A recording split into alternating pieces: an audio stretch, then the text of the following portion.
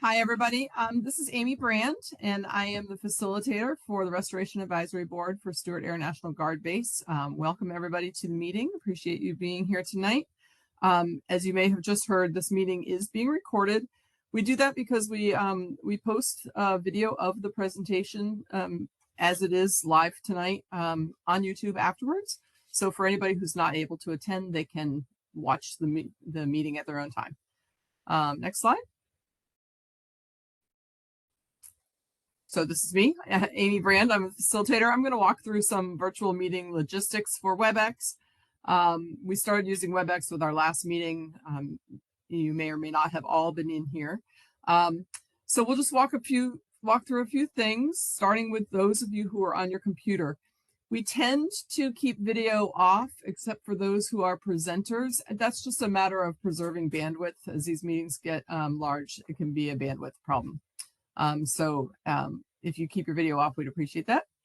If you'd like to see who's on the call, you can go down to the lower right-hand corner. It's shown here in pink, and click on the participants list, and that will open up that box there for you. To ask a question for RAB members, we'll go through these ground rules, but RAB members may raise their hands. You do that by scrolling over your name in the participant list and then clicking on that hand symbol, and then unmute yourself when called on. Or if I happen to miss seeing your hand, please go ahead and speak during that time. And for those who are participating that are public participants who are not RAB members, for you, we request that you type your question into the question and answer panel that's shown in the lower right-hand corner. And please select all co-hosts, and then the Stewart team can see your questions, and we will read those out loud and respond to those as well. Next slide, please. A couple more things for those who are on the computer. There is if you want to zoom in on your slide, there is a zoom there at the top of the screen, plus minus. And so especially when there are maps, you can zoom in on those. There's also an icon there in the lower left-hand corner to enable closed captioning, and you can choose the language of your choice there. This is computer-based closed captioning. It is only as good as the computer is able to capture, so please just be aware of that. Next slide, please.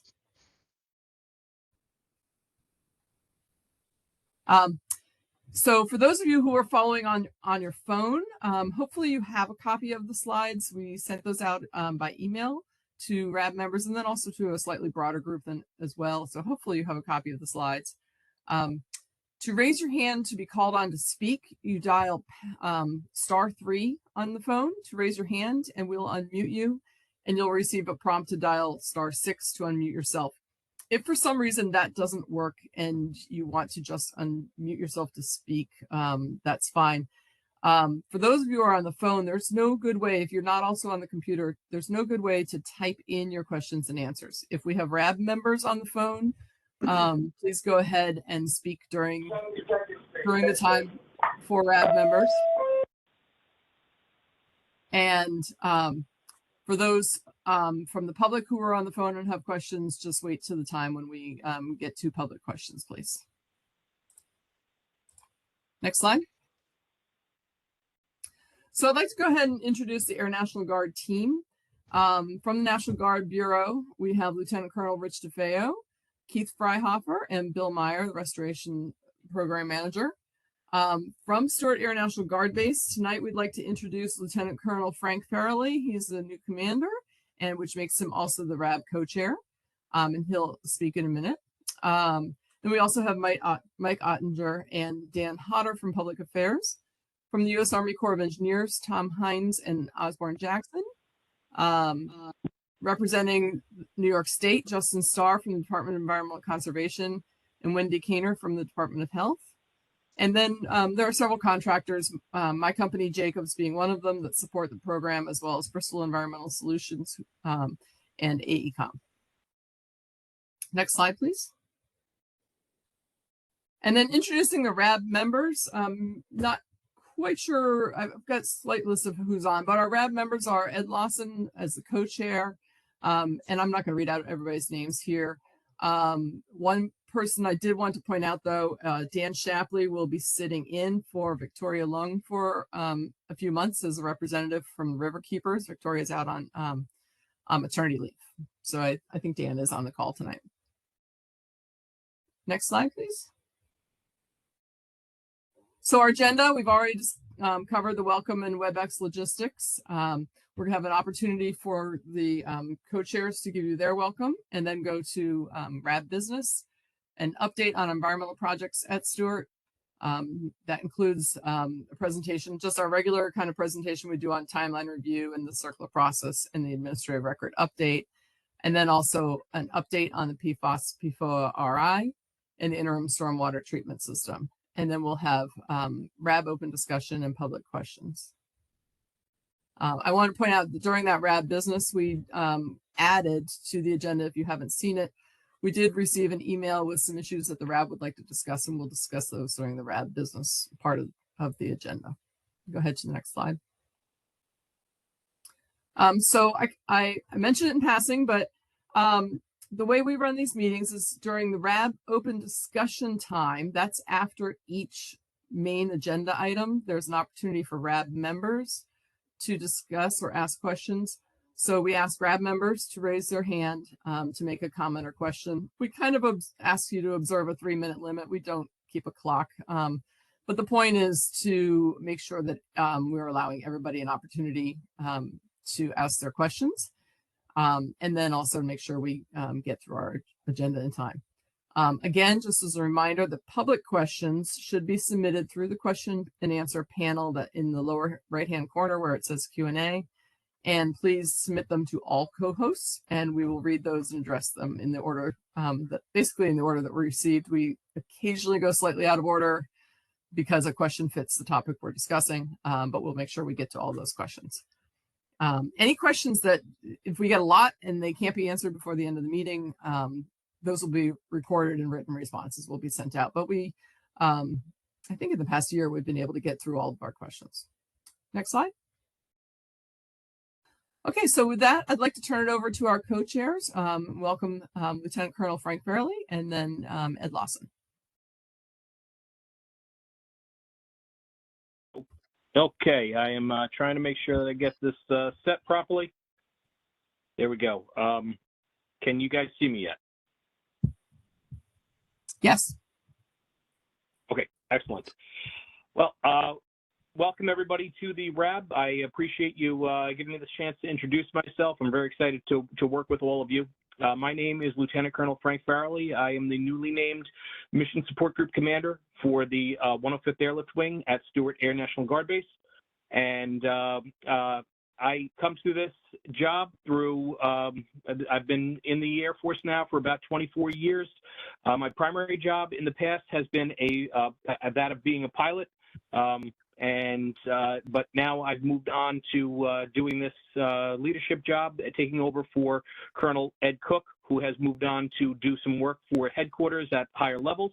By the way, he does say hello to everyone on the RAB, and you know, was excited about the work that we've been able to do over the years. For me personally, I am a lifelong community member of the Hudson Valley. I was born and raised in the Hudson Valley, and although I disappeared for a few years of active duty service, when the opportunity came about that I could come back and join the 105th Airlift Wing, I jumped on it, and I'm now raising my family here. And as such, this is a very serious issue for me, and I'm looking forward to the remediation that we're doing to take care of the community. I'm very, very invested in it, both personally and professionally, and looking forward to the work that we can do here to help. All right, and that's about it for me for right now. I'll say a couple other things with closing, because I am looking forward to seeing the work that we've been doing and the investigation evidence that we've been pulling up, as well as you know, looking forward to restarting things such as our RAB tours of the treatment plants come springtime, so that we can get some small groups out there to see exactly what we're doing. We've been putting an awful lot into trying to make sure that we can do everything we possibly can for the community. So thank you very much. I'm looking forward to working with all of you. Thanks so much, Colonel. Ed Lawson, if Very you'd well. like to have an opportunity to do your welcome. Yes, I do. I apologize for being off camera. I couldn't work it so that I could be visible. It's a pleasure to meet you, Colonel, again, virtually. We've exchanged emails, and we look forward to working directly with you, Lieutenant Colonel Farley, because we're excited about the work that we're doing in our community. The RAB, I think, on the heels of this new year, is really energized and excited to engage in this process of sharing information about the process with the community to make sure that each and every member of the Newburgh community that is impacted by this is aware of what's going on, is clear about the science behind it, and also is clear about how to spread the word to protect themselves and engage in work that is health, that and increases their health and well-being. We also are excited about submitting for the first time a TAP application as a RAB. And so we look forward to working with all of the members of the RAB in doing that.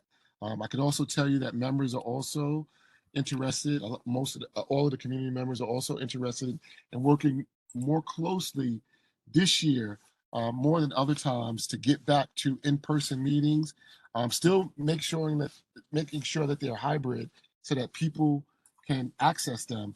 But we're excited to work closely with you to make that happen. And as Mrs. Brand indicated, there were a couple of things that we highlighted and spoke about that we will be able to hopefully discuss before the end of the day. Our goal or our mission is to have increasingly more people join, more people become interested, and more people become aware of the Restoration Advisory process and the work of the Restoration Advisory Board. We're excited, we're energized, and we look forward to working with you, Lieutenant Colonel, and all of the members of the SNAG staff and the RAB to make sure that our community is healthy and strong and aware of the opportunities to improve conditions with respect to the rehabilitation of our vaunted water system. Thank you, and have a great evening, everyone. And I'll be back later on to, again, give some closing remarks as well. Great. Thanks so much, Mr. Lawson. Next slide, please.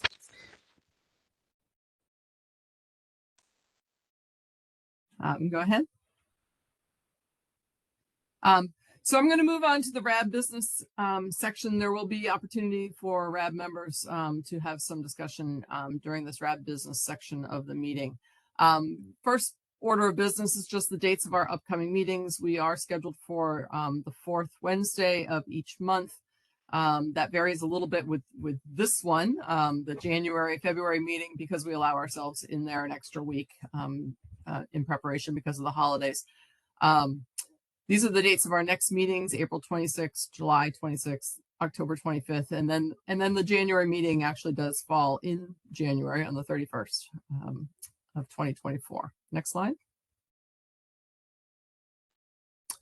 So just a couple reminders and updates on things. So as a reminder to every, especially the RAB members, but if you're sending RAB related email messages, please send them not only to me, but also to Dan Hodder, who's public affairs for the base. That is the equivalent. Many of you also copy Ed Lawson, who's the community co-chair, which would be, that's completely appropriate to do so. And by sending it to Dan Hodder, he is getting those messages on behalf of Colonel Farrelly, and we'll share those with him. Status of base tours, the Colonel did allude to that. The Guard will plan to continue to host small RAB tours on base, basically when the weather is a little bit better and safer to do that as we get more into spring.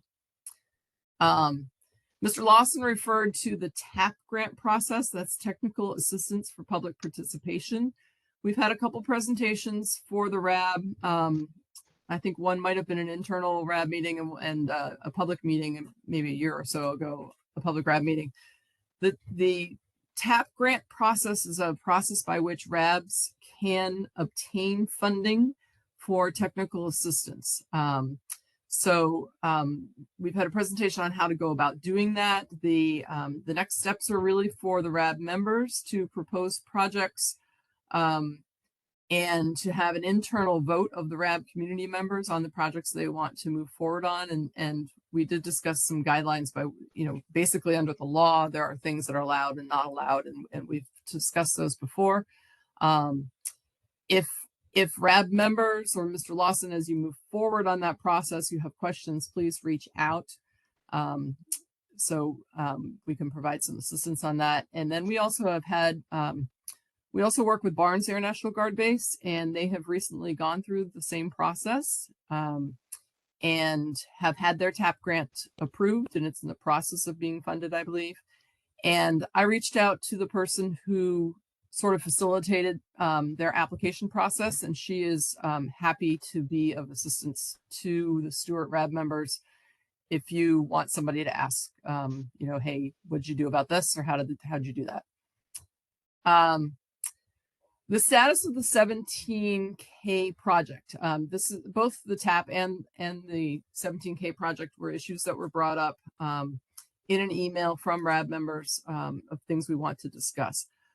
On the 17K project, this is a New York State Department of Transportation project, and I can let Mike speak to it, but I know we have asked them repeatedly about doing a presentation or an update at RAB meetings, and they have their own public participation process that they intend to follow.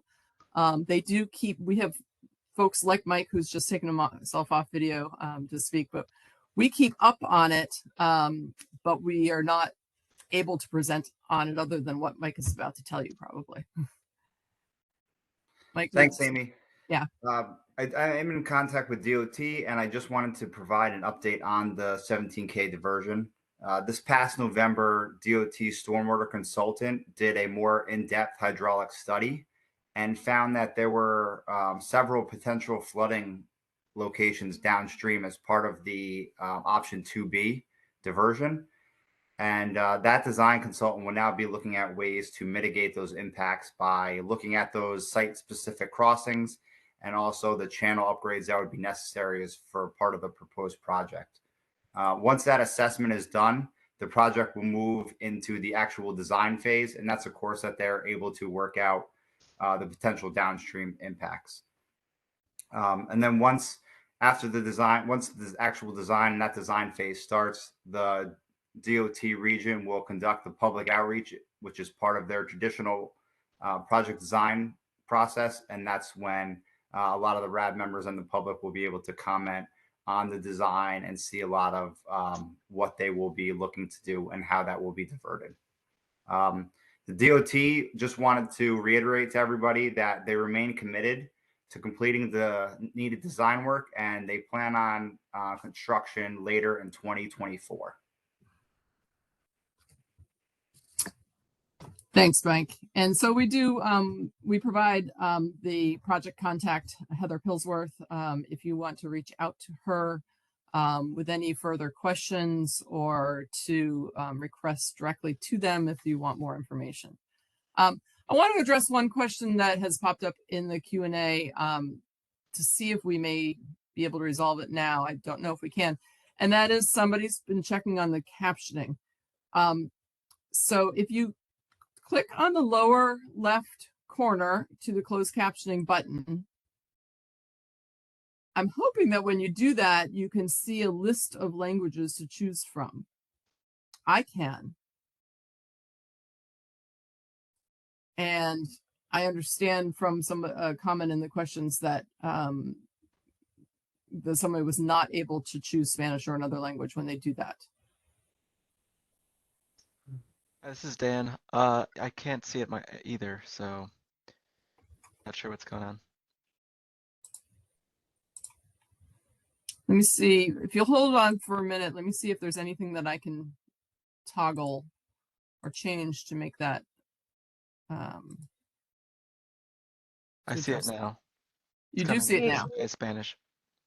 Okay. Amy, I do see some Spanish, but it's not really capturing words. It's more sounds. It's not translating really. So Okay. it could be something to look at in the future. Absolutely. And this is something we are going to discuss a little bit more. The captioning is computer-based captioning. It is not optimal, and we've discussed that at previous RAB meetings, and this is a step in the right direction, but we know we're not there yet. So that's something we'll discuss a little bit in just a couple minutes, actually, a little bit more. So next slide, please. I think this brings us to a lot of these comments. So, so the RAB members submitted to us through Dan Shapley an email.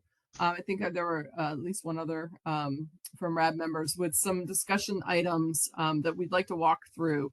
So I'm going to summarize or read some of the things that were in those emails, and various folks on our team, including me, but Bill or Mike or others may respond to that. And RAB members, as we go through this, you're free to go ahead and take yourself off mute for some more discussion of those. Okay, so don't.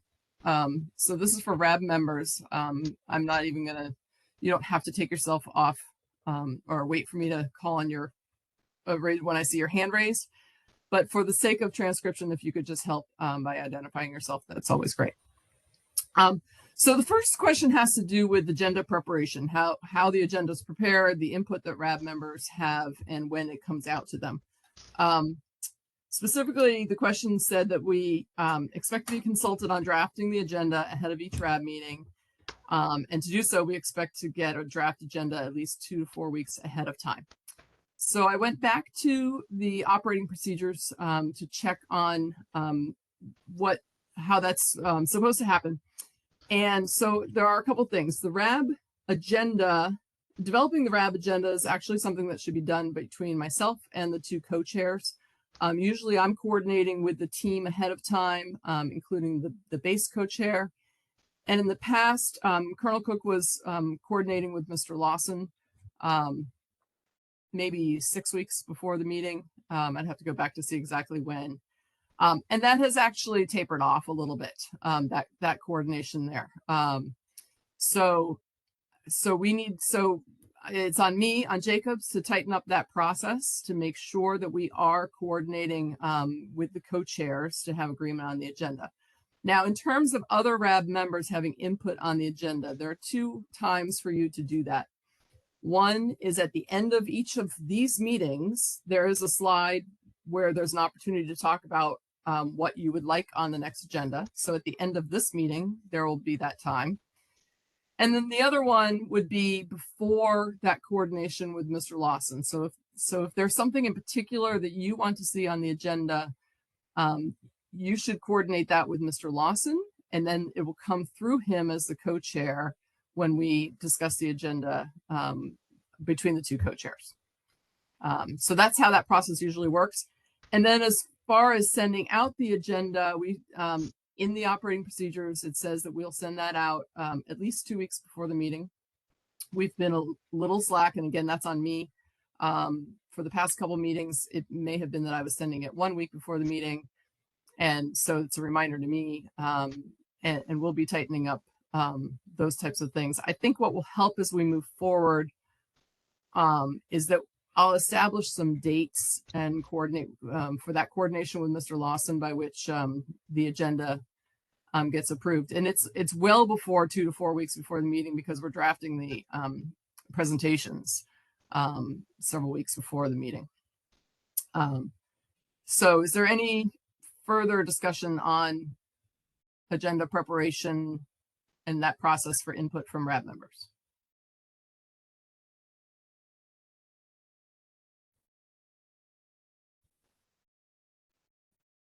Okay.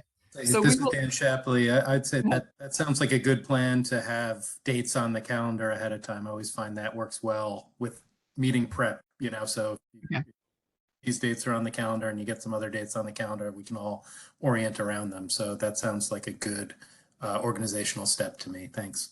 Okay, great. No call for them. Okay. Call, but they sent the information.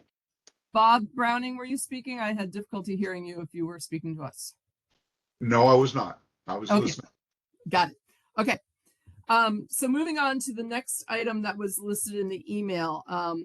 It was asking about to have a discussion about the notification procedures when spills, leaks, or cessation of the interim treatment system, that's the stormwater treatment system, or other factors may result in offsite pollution. And it says that there have been several incidents like this and concern that community RAB members or others may not be sufficiently aware, or the city.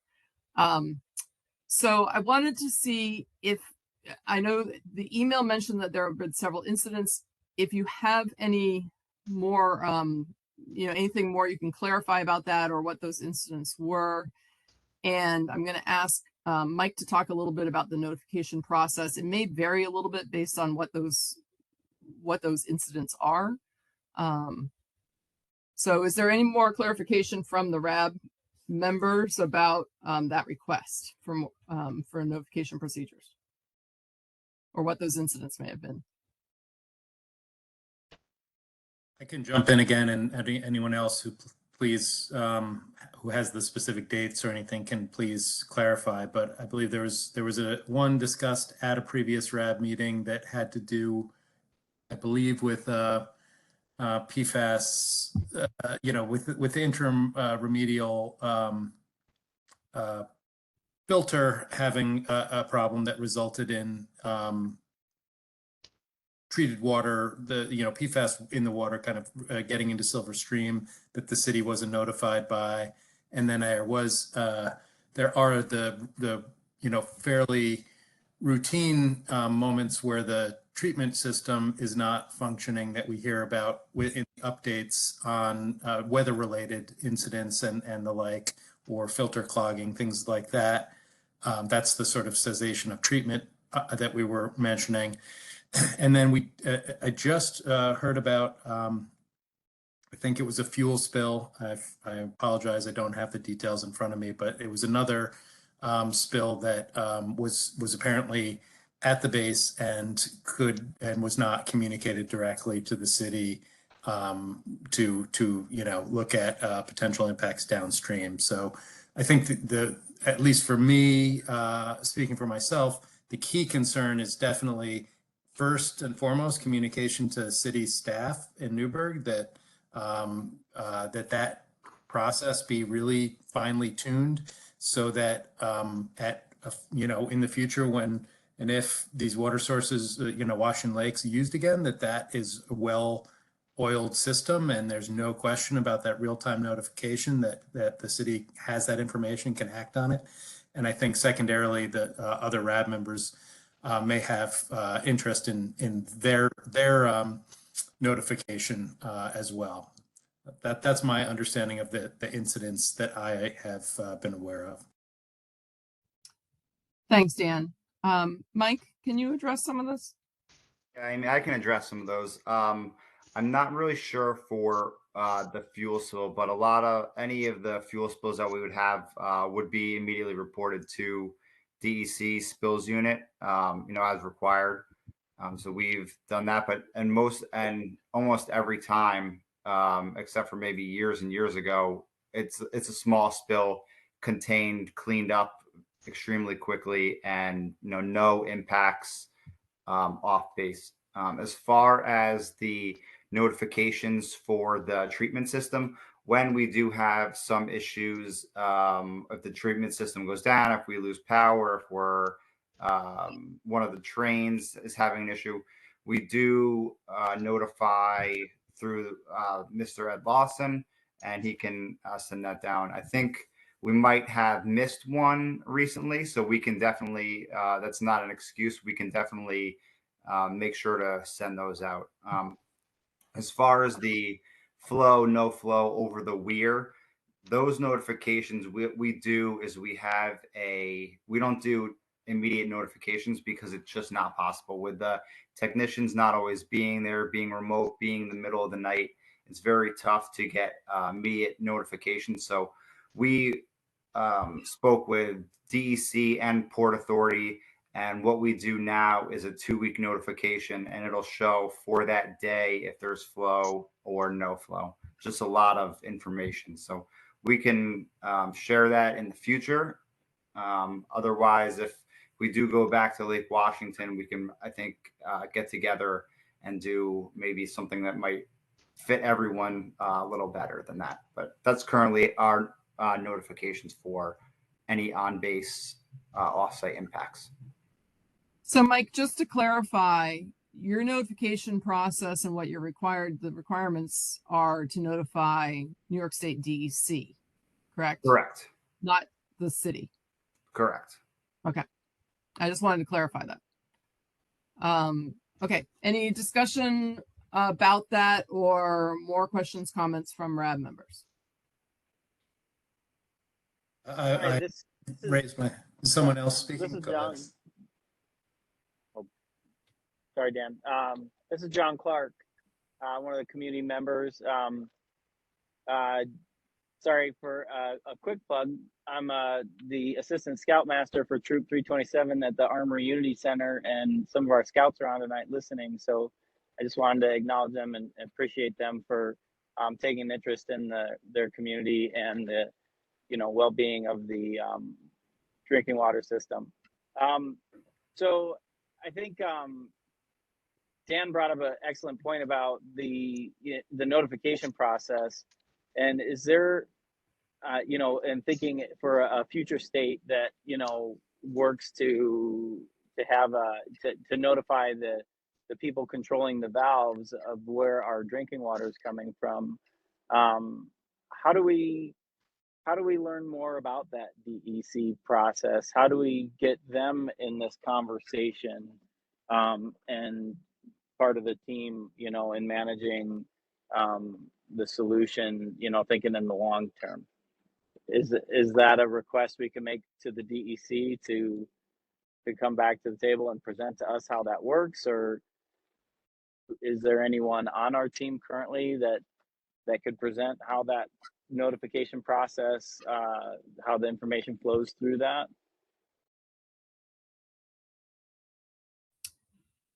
Mike, I don't know if that's something you can answer, or I'm going to reach out to you, Justin Starr. I'm warning you now, the representative of the New York State Department of Environmental Conservation, who might be able to address that. Yeah, Amy, and for our notification, we're required to, within 2 hours, to call the DEC spill hotline. So that's our notification process. Okay. And Mike, just so everybody on the meeting knows, just tell us your title. I'm the environmental manager for the base. Thanks. Amy, this is Justin. It sounds like the question is, at least from my perspective, what is the protocol on DEC's end when a spill comes in? Great question, and I can go back to our spills folks, consult with them, and provide you a written answer. Immediately off the top of my head, I don't know all the details to that answer, but I can go find out and let you know. I appreciate that offer, Justin. And this is Wendy Keener from State Health. As far as I heard mention about the drinking water. So drinking water, the public water supply is required to notify users if there's any exceedances of anything in distributed water. So anything about the public supply would be coming from them. Thanks, Wendy. Dan Shapley, I can see that you have your hand raised. Yeah, thank you. So what I think I just want to address two things. I think it's totally appropriate for Ed Lawson as chair of the community co-chair to serve certain functions, and we talked about some of them early on. But having him or any of the RAB members as a go-between on something that could be a real-time situation that the city might need to respond to, that's not the function of the RAB. I think what I'm talking about is, there's an incident where pollution's coming off the base, going into Silver Stream or Patton Brook, that's coming down, flowing down toward what used to fill in Washington Lake, and getting those notification systems, those protocols. What I would say is I would ask the ANG to please update your protocols. Like, don't just do what DEC requires, but say if you have 2 hours to notify DEC, also find out who to notify in the city. It's probably the engineer or the water plant manager or both, and add that to your procedures. Like, go that extra step. That would be the cleanest way to make sure they are aware in real time, can react if they need to, or understand there's no risk if there is no risk, but have the information to act on. So that seems like the cleanest, really simplest way to do it, rather than, and I appreciate Justin and DC, checking its procedures, and maybe there's a way it could also provide some kind of fail-safe on that. But why not just be direct and get a system that notifies? That would be my request, and I think the thing that would be the cleanest way to ensure there's no gap in understanding. Certainly, to Department of Health's point, the last thing we'd want to do is wait for a violation in the drinking water system. That's the thing we'd want to prevent, right? Thanks. Okay. Thanks, Dan. I just wanted to follow up on that. The base does have a spill prevention, control, and countermeasures plan, as well as facility response plan. And in those plans, we have all of those contacts listed for the city drinking water, city engineer, and those are updated annually, just to verify all the contacts. But we do have that in place if there was ever any contamination that would be offsite. The appropriate parties would definitely be notified. We have it's about a whole page listing of local hospitals, local municipalities that would have to be consulted and contacted as a result if there were any off-base pollution. Okay, Mr. Lawson. I was just curious, how is the DEC notified? Is it via email? We notify them via phone call.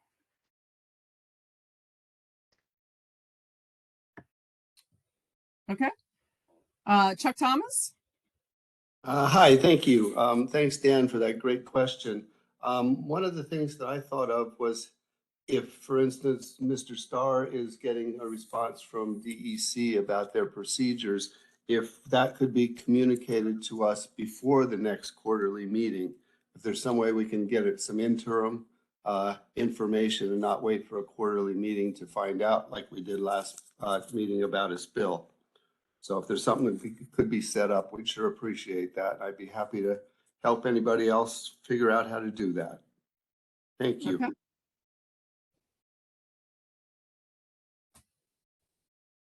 All right.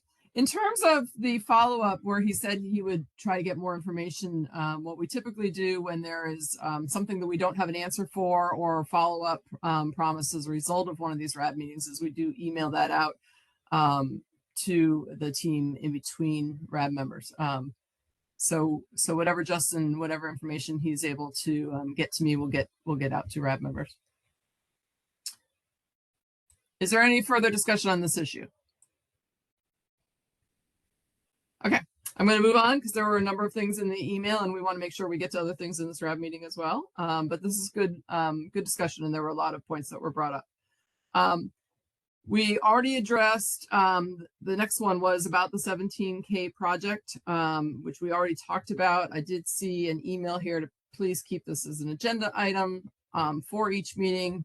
It does appear in that news of note item typically, and Mike gives us whatever update he has from the New York State Department of Transportation, but we will keep that on there along with the contact for the 17K project.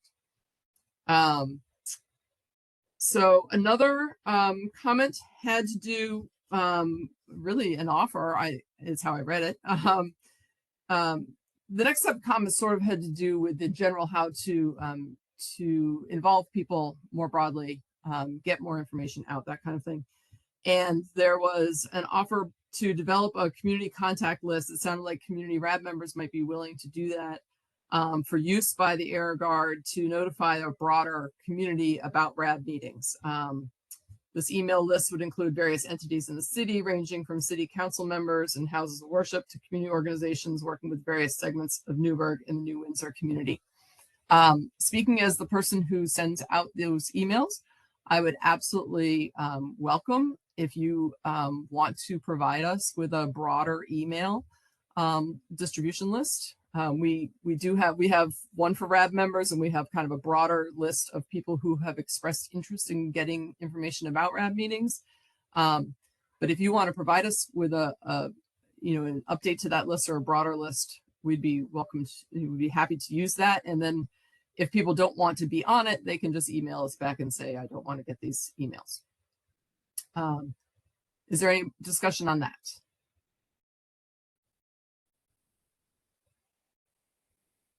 Okay.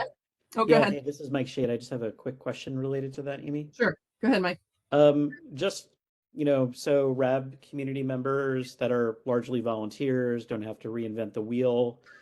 Would it be possible, rather than starting from scratch, like perhaps you to share a copy of your outreach list, and then folks could look at it to be like, okay, this church is missing, that community group is missing, here's who we can help identify, just so they're not already, folks on the RAB with their precious time aren't spending time identifying contacts that you already have versus, really helping to fill in gaps, perhaps, right, in key organizations and community leaders that we want to make sure are properly notified about future meetings. So I wonder if there's a way to do that while respecting confidentiality at some level.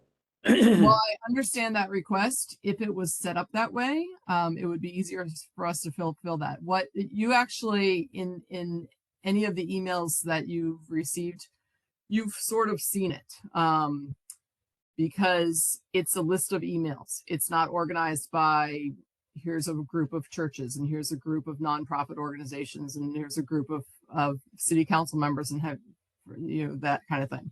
So it's, it was passed along to me, and it's a group, it's a broad email list.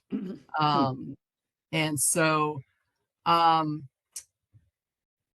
there isn't a list that exists right now that is up to date in terms of being organized by those types of groupings within the community. There was a few years ago when the community involvement plan was developed, but that list was not turned into a RAB notification.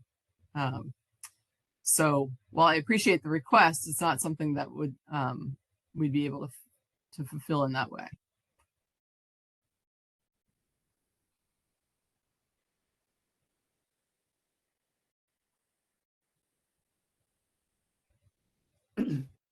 Yeah, no, I hear that. It's unfortunate that it's not like set up in that sort of format so that, folks could easily be like, okay, here's the list we have and let's build from it. So it seems like a little challenging if we don't have a list of contacts organized by their affiliation, et cetera. So I don't know if other RAB members have thoughts on that, but yeah, something we should think about. Ed Lawson, your hand's raised. DEC notification, and I will get a notification. Is there any way, once we develop this extended email list, that the notification can go to everybody on that list? I think we're talking about two different things. One is a RAB email notification list, which we don't tend to use at this time. We don't use it for anything other than there's a RAB meeting coming up. And the notifications that were being requested of things happening go to RAB members. I mean, so it sounds like we were talking about two different things. I think you're breaking up a lot, Mr. Lawson. It's a little hard here. Go ahead. The notification about issues is you make a call to DEC and you send me an email. That's what I understood, right? About when issues come up, you call DEC and let them know. and then you call the health departments, etc., and you send me an email. Is that correct, or am I misunderstanding that? Mike, can you confirm that? Yeah, that's correct. Okay. My question was, if you can send me an email, and why couldn't we send the email to that full list? Now, my understanding of what we recommended was that the list was going to go to a broader base of the community, so that the more of the community would know about the RAB meeting. But this is also another issue that they should know about, if I'm not mistaken. This is an issue that impacts their health and well-being. Just like the RAB meeting is one that they should attend to hear about issues of remediation in this process. So my question is, and I think Dan Shapley sort of articulated much better than I am, but this is one shot. And I'm thinking of phone as a child. The game all you started. You're breaking up again. It's getting hard to hear you again right now. I'm sorry. My simple issue is communicating with the community via email, a listserv is much simpler than multiple communications or phone calls. Okay. Let me obviously the members of Stewart and the Air National Guard Bureau have been hearing these comments, and let me follow this up with them to figure out if there are some changes in procedures that need to happen in terms of notification procedures. And then separately, or maybe not separately, depending on Mr. Lawson's comments just then, is what we can do to help facilitate developing that broader email list. So perhaps we can provide that structure of the types of folks you would want to think about of being on that email list, or we might be able to pull the one from the community involvement plan that I know is no longer necessarily up to date, and then we may be able to, with the RAB's help, update that. So let me follow up with the base and with the National Guard Bureau on how to go about fulfilling those. Does that sound all right, folks?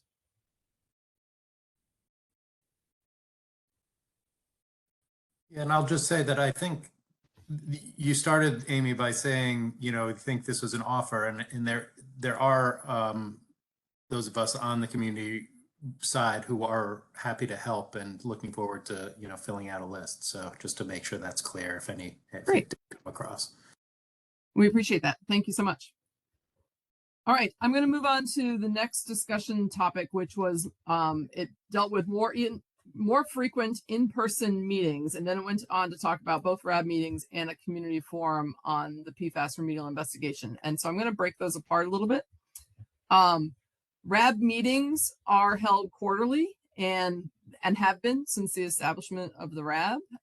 So I think that we can continue with that frequency for RAB meetings. But I think moving toward in-person meetings is absolutely something that we're all anticipating as something that, we've talked about getting started with that. Then there was some concern about winter meetings and prevalence of things spreading again a lot in the winter. But I think as we move into spring and particularly summer, I think there's a real possibility that we can move to in-person meetings. Now, I know that Mr. Lawson mentioned that in his remarks and the desire for that to be a hybrid meeting.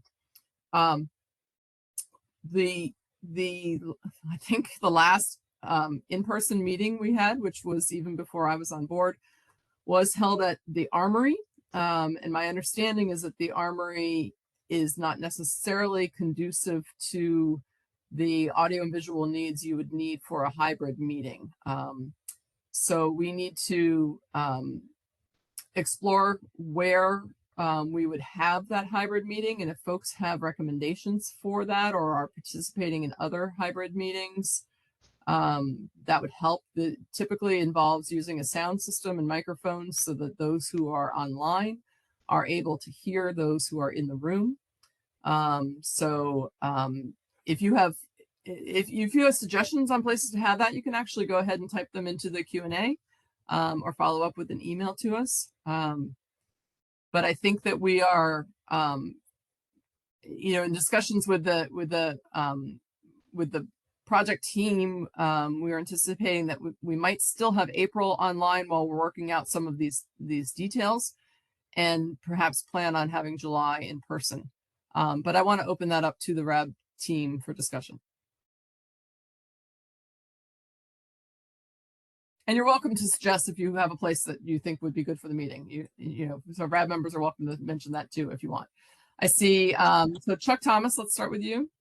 Thank you. Okay, so I know there's been some upgrading at the Armory of their systems there, and I think they would be wide open to having additional upgrades that they could add in if they understood what the nature of the problem was. So if we could let some more information about that, I'd be happy to talk to the administration over at the Armory, because it's just a great place to hold a meeting otherwise. So thank you. All right, Jennifer Ronaldson. Hi, I guess I'm piggybacking on what Chuck is saying, because the first in-person meeting, I believe, was the only in-person meeting. I think COVID I believe struck. that's true. So it's been quite some time, and I agree with Chuck that first, I don't know when the last time you actually communicated with them, so it might very well be old information. So the first thing is to see where they are with things, and then work with them if it's possible. They host many events there and do have microphone systems and such that I've seen on occasion. So I know the Newburgh Free Library has run programs up in the Board of Education room, although if these meetings become more successful, I would say that the space is limited. So those are my two things. Thank you. Okay, great, thanks.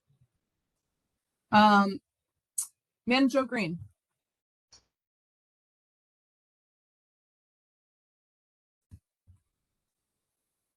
Are you able to unmute? There you go.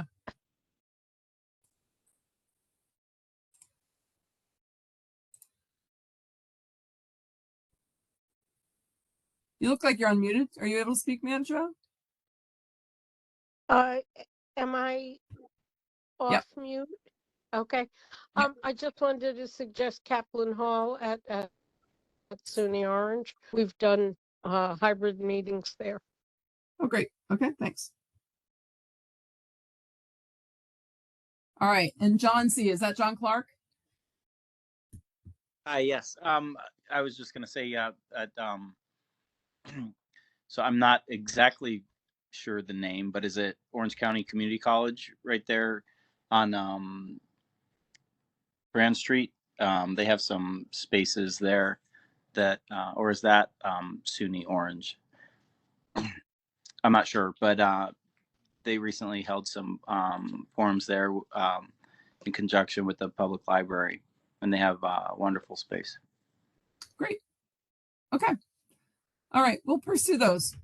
So I think at least tentatively, we may go ahead with virtual for April while we're kind of nailing down all of these logistics, and then maybe I get to meet you all face to face in July.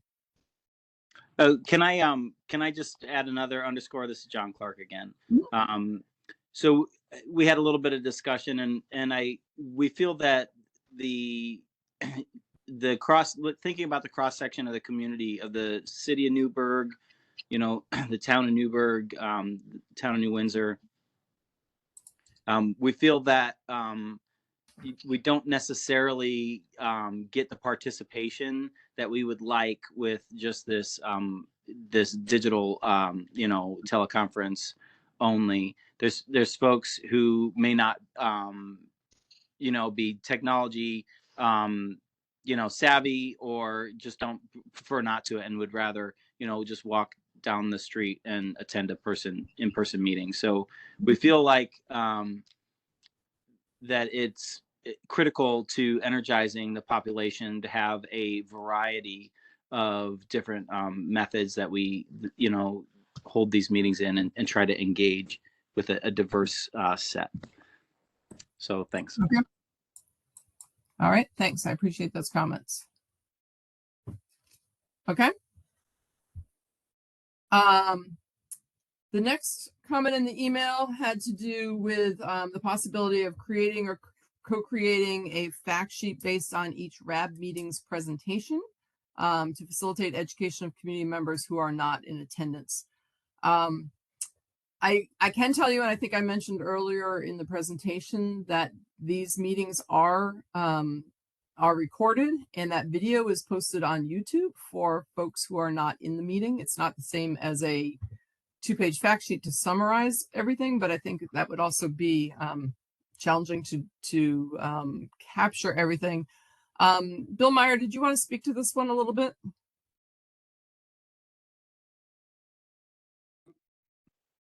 Yes. So with the respect to the fact sheets and that, what we can do, we can do fact sheets specific to specific activities, and they become like living, breathing documents. So like the interim stormwater treatment system, we can have a 1-page fact sheet about it that provides background history, what it is, what its purpose is. And we can also do the same thing for the remedial investigation. Each of our contractors, they can put together a 1-page fact sheet. And then we just need to host it someplace. So it would probably be on the 105th Air Wing webpage where we could host these. But no issues with doing that. It would be a little difficult to do fact sheets for each meeting because each meeting evolves.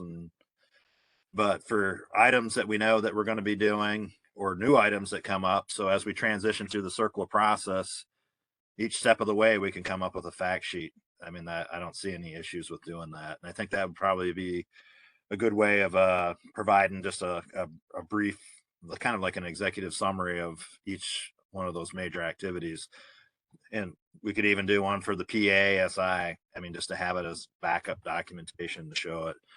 So for each of those phases. So that's what I would recommend as far as fact sheets. And I know our contractors, I know AECOM has a community involvement portion on their contract, and I'm sure, you know, the same with the contractors running the stormwater treatment system. They also have that. So, or it shouldn't be an issue. So that's my offer, I guess, to the group. I think that would be much more functional, I think. I want to open that up to the team to respond to, but I also realized that when you mentioned AECOM having community involvement aspect in their contract, I realized I skipped over the bullet about having a community forum on the PFAS remedial investigation. So could you go ahead and address that as well, Bill? Yeah, and so what Amy's talking about on that other bullet is we can have AECOM actually host, I think, a good idea if we're going to try to shoot for July in-person meeting. We could actually do like prior to the meeting, like a poster board session where we put up maps and figures and show some pictures and talk about the process and how we do the investigations and all that, and have people standing around one-on-one with those poster boards so community members can come up and talk. I did this out at Truax last December.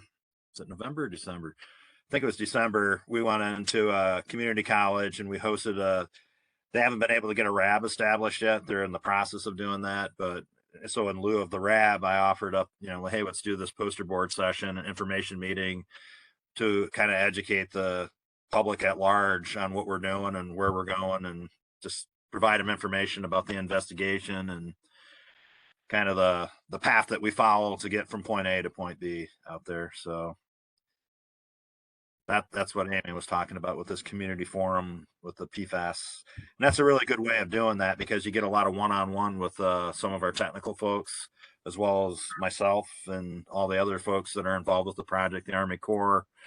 And those tend to be really good forums to do that. And so that I offer that up, I guess. All right, thanks, Bill. And so RAB members now, if you want to discuss either the idea of that community forum, as Bill was just mentioning, or the idea of doing fact sheets on specific topics rather than on the RAB meeting presentations, but instead have ones that are on different topics posted probably on the BASIS website. So Ed Lawson, you have your hand raised? Yeah, I apologize for my poor connection, but did you talk about in-person meetings, RAB meetings? And I think I just heard Bill mention July, but I was hoping that we might be able to do it in April. That's one thing. The second thing is thank you, Bill, for offering this fact sheet and the community forums. I think the more we can engage the community and with this information, the better it is. And so I'm excited to hear about that. So I want to ask about, Bill, process. What does it look like? Would this be solely something that you and your team pull together, or is this something that we could do as a collaborative?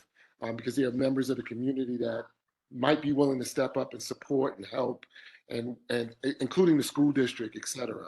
So how could we be more collaborative in something like this community forum, as opposed to just creating a space and then you come in and doing it? Is there the possibility for us to work on this in a collaborative way?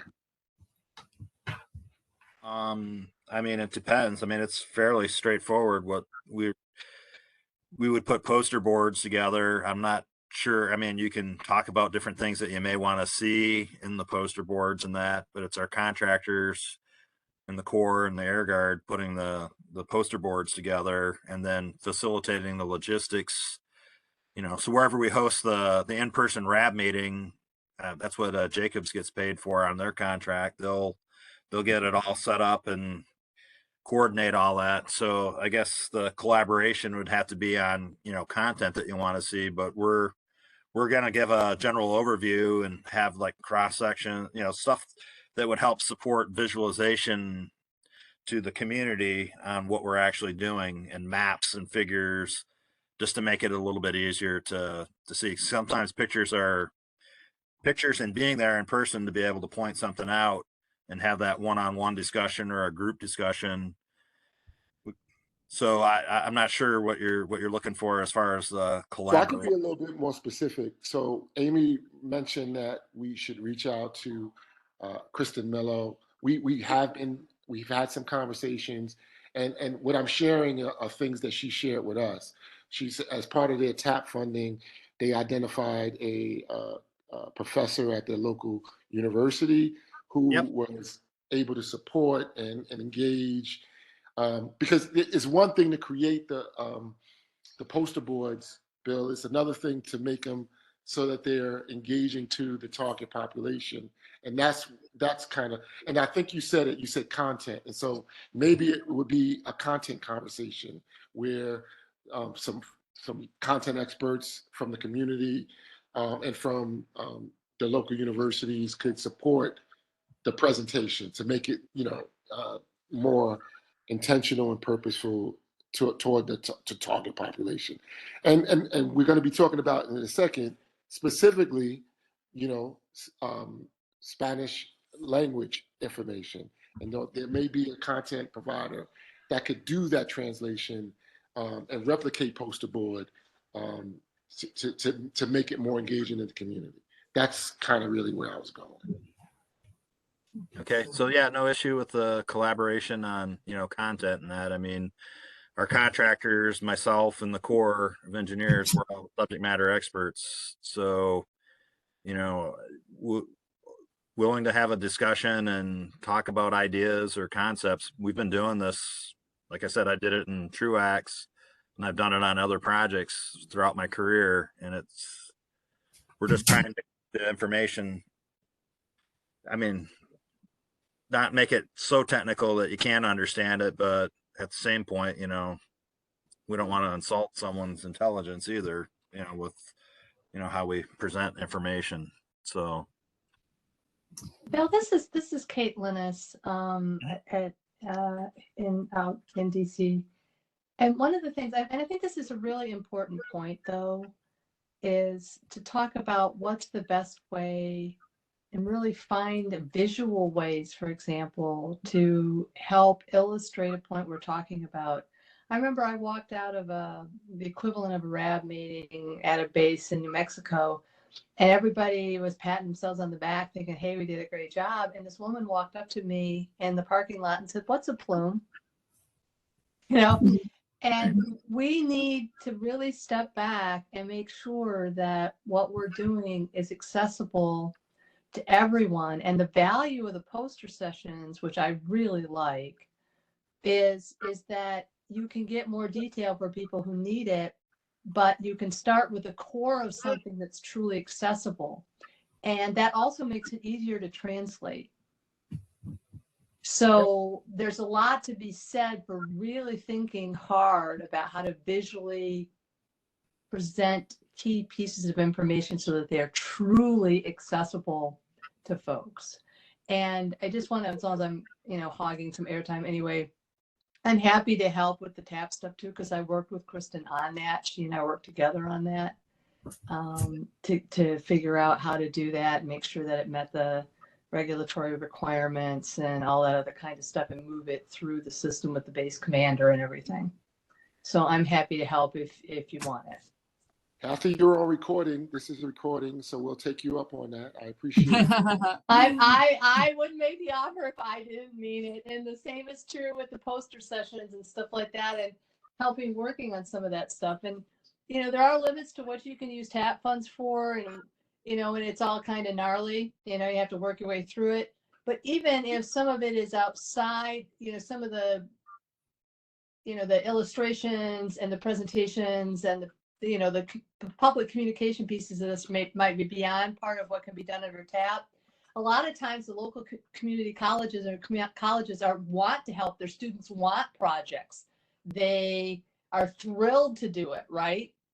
And they're involved in the project. They're excited about everything. They've got all these new ideas, and it makes things take a little longer, but I think in the long run, it's well worth it, and you develop a relationship with those professors, which this isn't a short-term project, right? So that's a valuable thing. Yep. Okay. I do want to RAB members, Kate, I appreciate your comments. Thank you very much. I want to get to some other RAB members. One thing that I wanted to mention, so Bill was talking about the technical experts who are available to speak to these posters and stuff. What I wanted to mention is the contractors, I know AECom has people like this, and I am a person like this for Jacobs. When I'm not facilitating these meetings, there are community involvement specialists whose jobs are to walk that line between understanding the technical information and communicating that to the lay public. So the people who will be working on developing the poster boards, that kind of thing, have that. It's not going to be me. This falls into AECom. But they have people that can do that as well. So I wanted to point that out. And another possibility that I know that I've done at other meetings is not only engaging the RAB members on what the content should be ahead of time, but depending on the schedule and getting these things out, is a possibility of putting drafts in front of you before things get finalized for some input. Is just one of those possibilities. Again, that's up to Bill and AECom. It's not my contract, but that's a possibility potentially. So, Man Joe Green, you had some comments.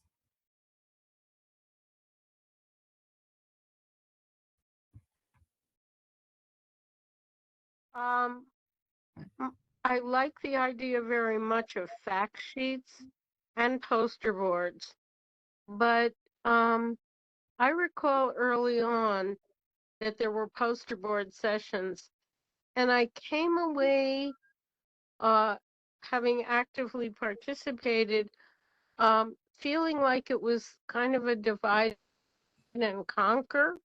And I don't mean that, it's just an analogy I'm making. But that was the feeling, was that there were questions being asked and answered that the whole group did not get to hear. And so I think there needs to be a balance. Maybe keep track of those questions and share them. Maybe a poster session followed by a RAB meeting where we all get to hear the information that is being shared. Now, I understand there may be people at different levels of awareness. Some people may need more background information, etc. But I want to avoid that. It felt like a dog and pony show that was not really an opportunity for people to hear each other's questions and answers and be able to build upon that. So it's just a caution I want to raise in addition to supporting fact sheets and poster sessions that provide maps and illustrations and visuals. Thank you. Yeah, Thanks, so what I'd Vanessa. Go ahead, to Bill. add to that is what's helpful with the poster board session is it helps generate questions for people during the actual RAB meeting. Because when we do the poster board session, we're going to do an update on the remedial investigation. So doing it prior allows people to talk and see and generate some questions. If they don't understand something, then during the meeting when we're presenting on it, they can actually ask it. And then the follow on to that is we went to the poster boards after the meeting for about a half hour to take people's questions. So you get it on both ends, the front end and the back end. And if you didn't get it answered during the poster board session, you can ask the question during the actual RAB update on the RI piece. And then if you didn't get it answered there, you got another chance, another bite at the apple at the end of it.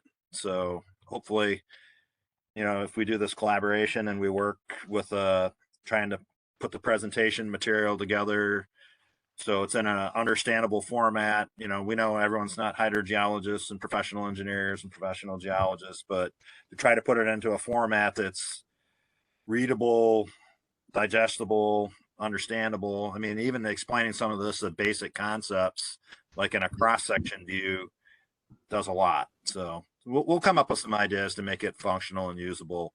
We don't want to give a dog and pony show because that doesn't do us any good.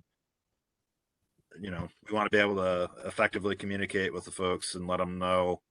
And if they don't understand it, put it into terms that they can understand. So. Okay, thanks. I want to get to a couple more of the comments and then to the discussion about translation. I'm kind of keeping an eye on the clock to make sure that we also get to the presentations tonight as well. So, and I don't think we're going to rush through the translation discussion too quickly. So, John Clark, if you have more to add right now. Yes, thank you. I'll be quick. The poster board sessions are a fabulous idea. Figuring out a way to engage our children, older people, just folks in the community. I'm a very visual learner. I think that's fabulous. So I just really want to cheerlead that. That's awesome. And I don't think it's fact sheets or poster board session. I think I think we need both. And I think having fact sheets is have a one-page summary. It helps us as a team consolidate what we went over. It helps inform or provide that information that goes into the poster sessions. I mean, I think that's a multiplying effect in having that in a kind of a concentrated distilled format. So thanks. That's all. Thanks, John. Mike, go ahead. Yeah, I'll just be super brief, which is I just wanted to put a +1 on the other topic, the idea of pulling together fact sheets on kind of the overall process and where we're at in it.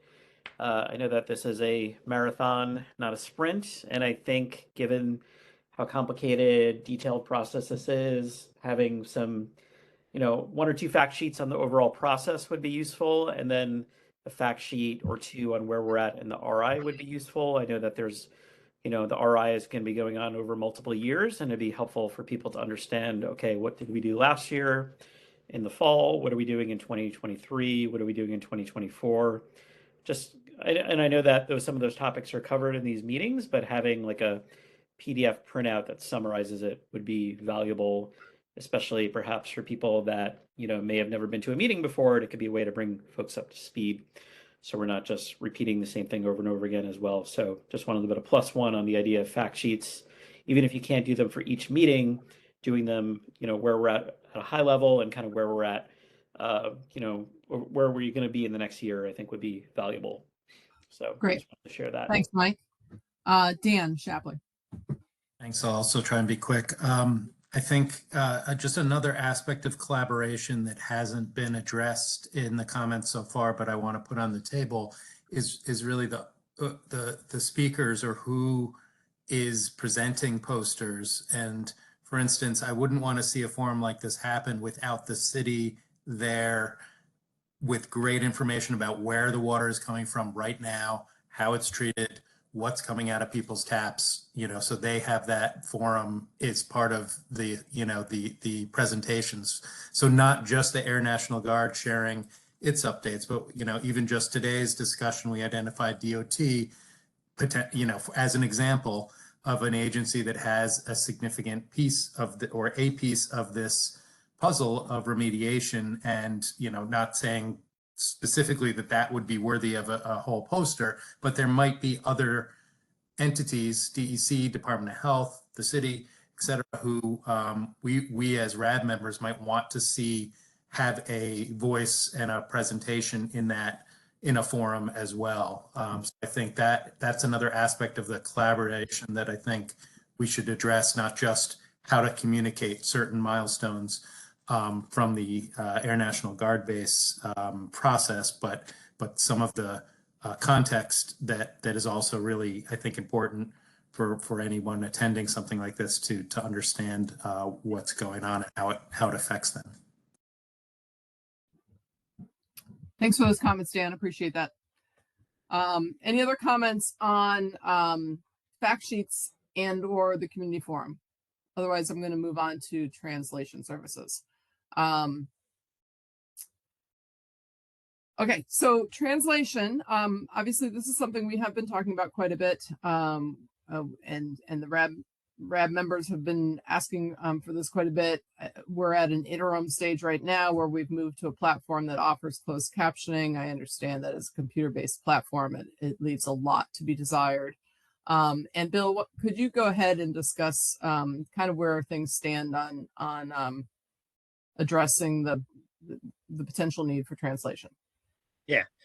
So to start off with when we're talking about translation services, when we developed the community involvement plan and we did the outreach to the community asking, how do you want to be communicated to? Is it through meetings, web pages, in-person meetings? We did, just to kind of give you some background, we sent out, when the community involvement plan went out for public comment and we were developing it, we did all this community outreach. We sent out 10,000 flyers in English and Spanish. We had phone numbers set up in English and Spanish for the people. If they wanted to talk to a live person, they could actually call a number and someone would talk to them either in English and Spanish. We also had a monkey survey where they could actually go online and answer a series of questions and provide input on what was important and how they were communicated to about the restoration activities. So we went out and did that. I think we had 100 respondents and we had one in Spanish. And furthermore, we sent the document out for public comment. It was, I'll post it up there for the community to, if they read it or wanted to provide comments on it, they could. Additionally, the RAB members also had an opportunity to comment on, the community involvement plan. What special things do we need? Do we need translation services? Do we need anything specifically, something that's different that the community needs? And out of all, so through that whole process, we didn't identify there was nothing, no comments, no requests for translation services. So that doesn't mean that we don't do it in the future, but I'm just telling you, when we had that community involvement plan developed, we asked those kind of questions and we didn't get any, I need to have live translation or I need documents translated. No input whatsoever on that. So moving forward, with the translation stuff, I guess a question that I'd like to ask the RAB members is, have you got requests for live translation from folks? Emails or verbal, or hey, this would be a good idea. I mean, or I would go to the meetings if I didn't have this. if they had translation services, I would go to it.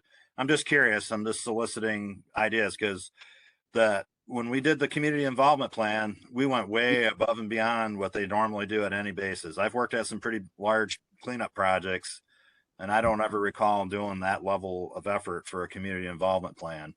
So I open it up before we continue on, just to hear a yes or no, or Jennifer Rollison, you had your hand up first. Hi, thank you. I'm going to challenge what you've commented or how you perceive things. I was part of the committee that helped to put together the RAB, create questionnaires. There was a lot of discussion at that point. We had things translated into Spanish and Creole. We were focused on a lot of the concern, identifying our community before even engaging. Okay. At this point, I mean, we're 3 years in, right? And we've had multiple promotions of the RAB in Spanish, right? A nice flyer, it's translated into Spanish, but then you enter into a room where nothing is available in that language that brought you there. And now you're asking us, it's not, you're saying it's not needed. No one's expressing that. I walked personally through communities and into businesses where people were Spanish speakers. They engaged, they were concerned, they wanted to know more. And that was to promote this forum. But if you make it where when they enter the first time, you've already lost them, the idea that they're going to come back at this point. So you have a lot of space that needs to be made up. We are still wanting this. It's been said. I've been to other public forums where I was just at one on Saturday. They had live translators with translation headphone sets. Our school district has them available for our schools. And they're utilized because people then know that those are spaces that are, you know, open to them, safe to them in their language, that it's not an issue where you walk in and then have to feel uncomfortable trying to navigate to find how can I get this done.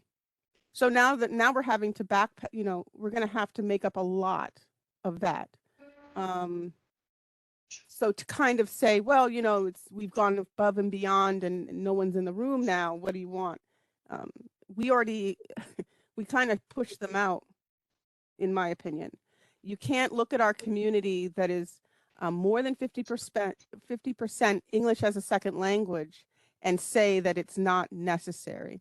And I'd like to say, even if only 2 people enter a room who speak Spanish or another language, and we successfully engage with them, then I will say you are successful.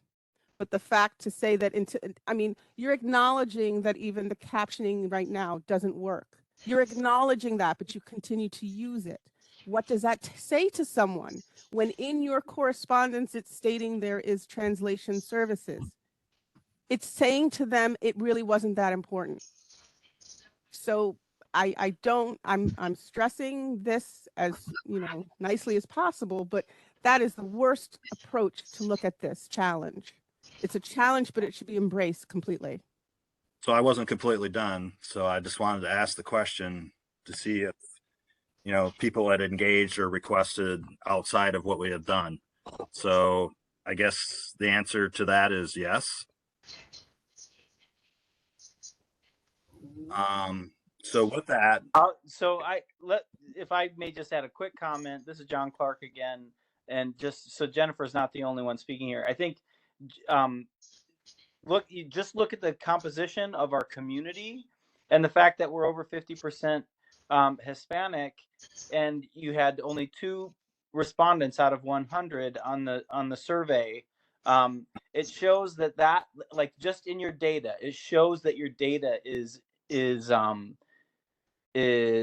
like false, right? That it is invalid, and that we are not communicating. We're not engaging or touching in on half of our community. I mean, half. You know, it's clearly those numbers show that we have failed. okay. So what are other venues then, I guess, to reach out to that community outside of advertising in the newspaper? Are there other Spanish speaking venues that we can advertise I mean, if we were to do translation services, we can provide, if we provide translation services, but we don't effectively get people to come to the meetings because, they don't, I mean, I don't think that we've advertised or maybe hit the right venues to access Spanish speaking folks, people. So I'm an engineer. I'm not a marketing person, but I know the Armory does well in advertising the rodeo and concerts that come to town, right? I don't know how that's done, but I think there are avenues, there are pathways in our community to lead to success in that. But I couldn't connect you with that. Maybe I'm just asking for RAB as a whole. I mean, I'm not saying I'm a subject matter expert on it, but we need input from you all to help with this. So if I may ask, go ahead, thing- Jennifer. I actually had a follow-up question for you. One point to that, though, is when you say, how do we get people here? Don't have people come until you are fully prepared and capable to provide the information and follow through on your side. I can go to a Spanish community. I can communicate that this meeting is happening. I can give all the advertising in Spanish. I can have Spanish speakers with me, giving them information, getting them into the room. But if you are not translating, if you are not making that space open to them, then you've lost them. And at this point, I would say you have to work 3 years more to really determine, once you have translation fully operational, whether or not then it's a community issue or is it on this side of things, because you've lost 3 years so far. Jennifer, one of the questions I wanted to ask you as a follow-up was, you mentioned headsets at school board meetings. Do you happen to know, I looked on their website to see just what the city was doing, but I'm asking because what's on websites is not always what is actually really happening. And it appeared for the school board meetings that they are asking for people to notify them in advance if they needed live translation. But I don't know if that's what they actually do or whether they schedule it, whether they just have it. Well, I attended a meeting this week, actually at the Armory, but it was just being rented. So it's not an Armory facilitation part. There are actual companies that come in, and there was one. I'm not going to promote them. I can send you their information. They were providing the translators. They provided the headsets. They were contracted to operate and facilitate the translation part of things. And so people came in, they signed them out, they sat down, they listened. Right. When there were questions later, they helped provide translation for that too. Right. So it's fully it's absolutely possible. It's also possible to do online. I've been in forums where there are online town halls and there are multiple language translators available, where you go onto your channel and there's an audio and also captioning with live people. But this comes into dollars. This is also about funding, which we've argued. And so then the question is, if this isn't a TAPA thing, but you are still required to do community outreach and you have to acknowledge what our community profile is, then I'm saying that's on, I don't know, but it sounds like it's on you a little.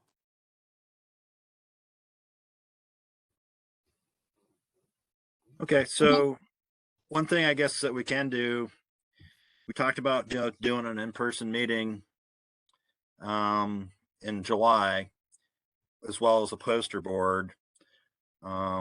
I would like to offer at that meeting to have a translator present for when we do the poster board session, and it'll give us a little bit of time, I guess, to look at these different other services that are out there, to kind of track it down and see what we can do.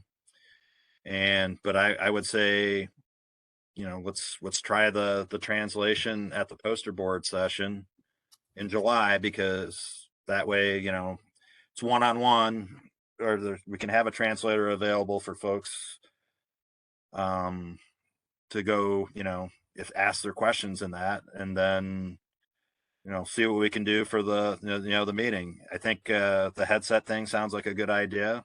Maybe let's give that a shot and see if we can do it for the meeting that way. But this gives us a little bit of time, to move forward with that, and we'll see. I think another component of this that we really need to look at is where we advertise and put out, the information for these meetings. Because if we put it in an English speaking newspaper, that's not going to do us any good. So, and I know we've tried a few venues. Amy, I don't know if you remember, there was a publication that comes out once a month, but we had some troubles, getting information published on that because it was just a monthly venue versus, a weekly or daily, like newspaper. So I think that's the other piece of it that we need to try to solve if this is going to be, something that ends up being useful.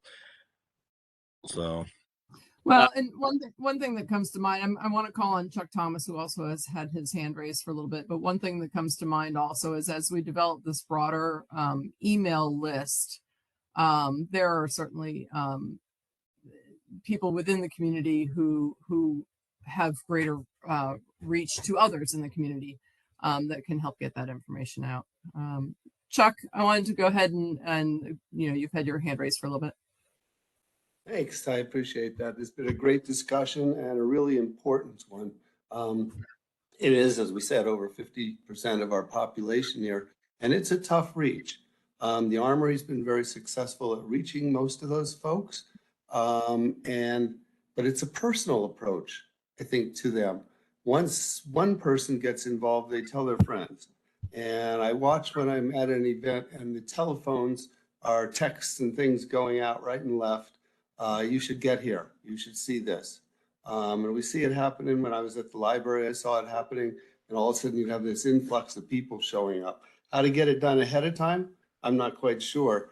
But I think it's really important that we consider all these. I think Bill's offer for the July, prior to the July meeting, I assume we're talking about, to have the poster board session is terrific.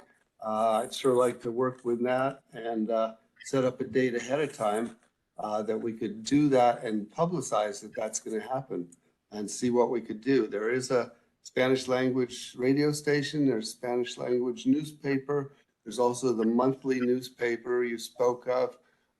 And I'd like to know who did the facilitation.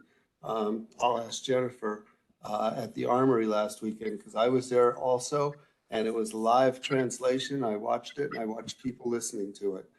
So it did work. So I just wanted to add that in. So thanks so much for the discussion. Okay, and Mr. Lawson has his hand raised. He might have stepped away from his computer. There you are, Mr. Lawson. I just wanted to chime in. First of all, I agree wholeheartedly, and I wanted to be in the room to give a plus 5,000 to Jennifer's comments and John's comments. I think what's important though is it's the same reason that I raised the collaboration effort. Yes, you can do it.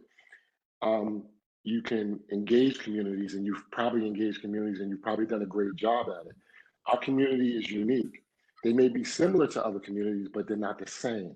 And the reason why you want to engage community-based experts or experts that the community recommends is because they can help you do what you're charged to do that much better. So now I'm coming full back circle to this point of let's collaborate, let's talk to each other, let's work together.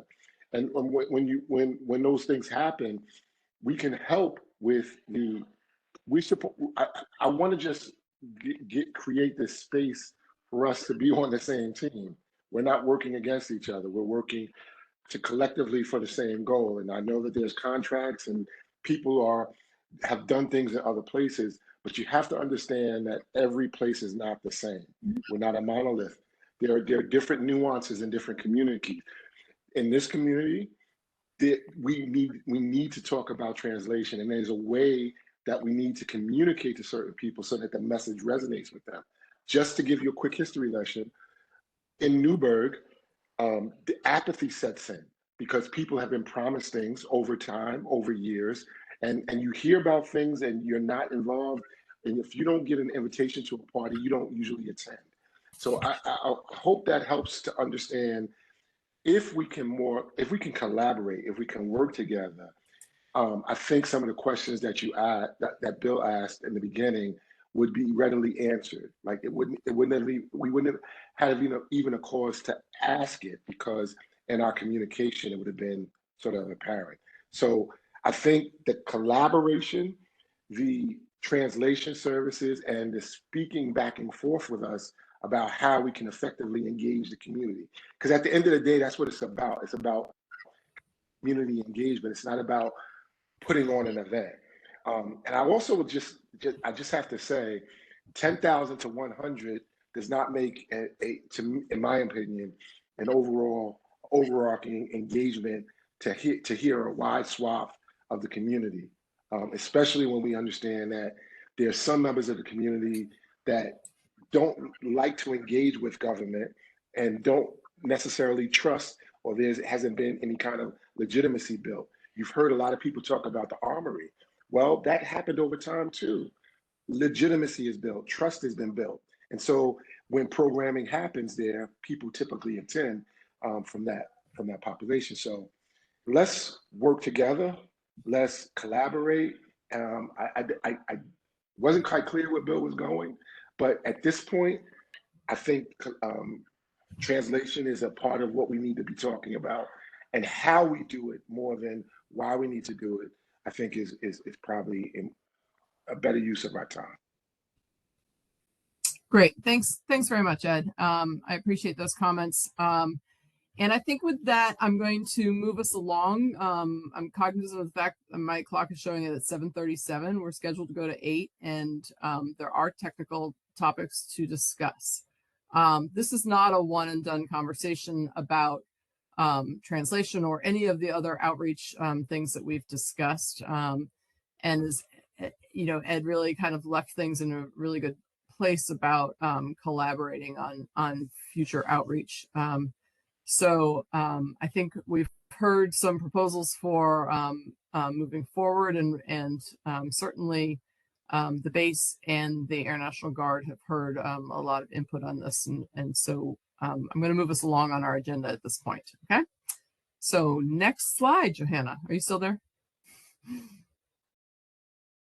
So Bill, I'm going to ask you to go through the basic stuff that you always do pretty quickly, so we can get to the RI update and the interim stormwater treatment system update. Gotcha. Okay, go ahead. Okay.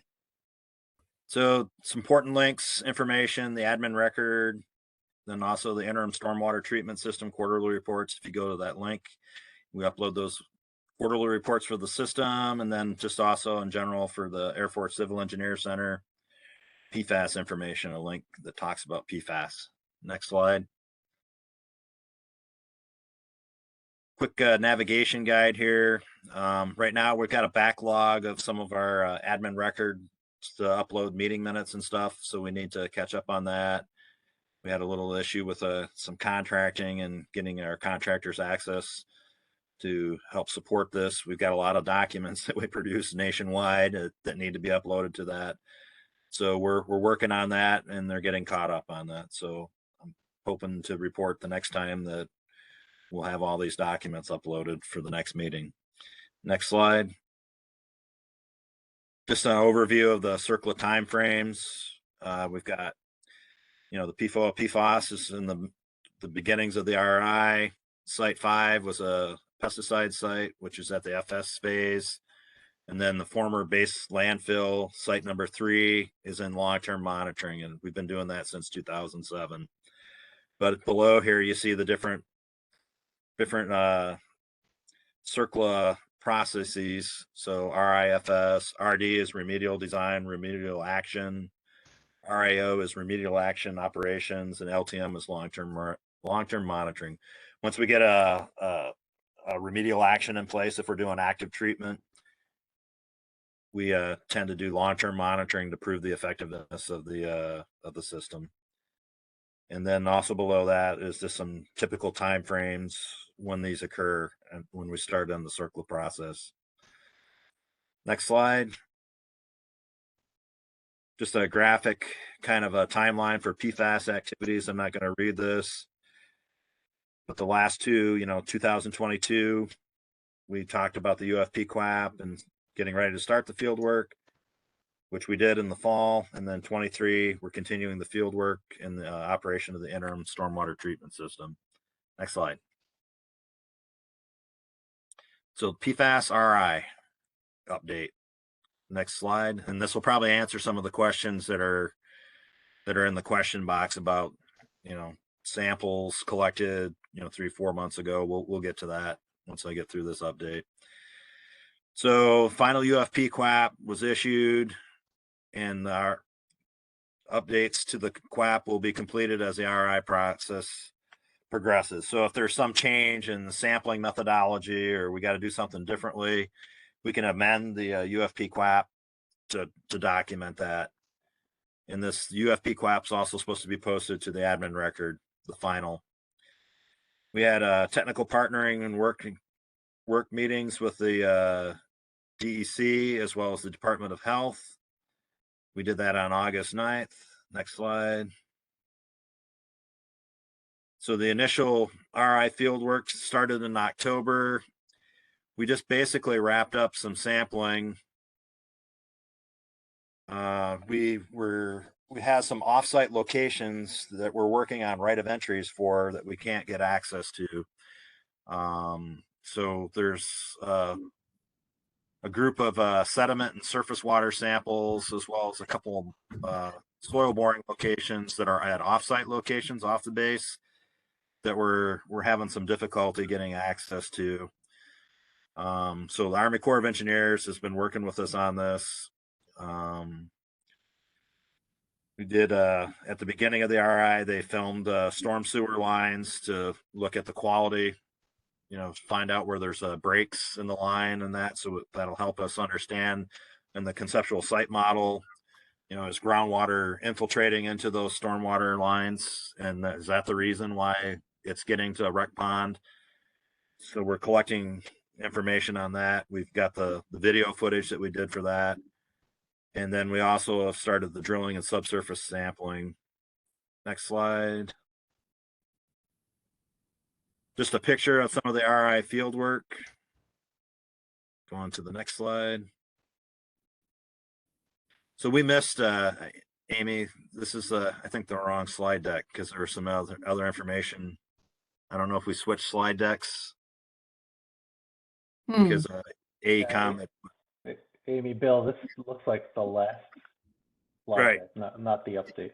Oh, yeah. I apologize. All right. Amy, I went back and pulled the PowerPoint. Do you want me to? I would put that up. No, that's what she's showing. Yeah, that's what I'm showing. Maybe go to the next slide. Is that the start? No, it's sounding like this. Let me see if I can pull it up. I may have loaded onto the server the wrong file. My apologies, folks. Hold on. We've got a summary of how many samples have been collected to date by media and all kinds of stuff like that.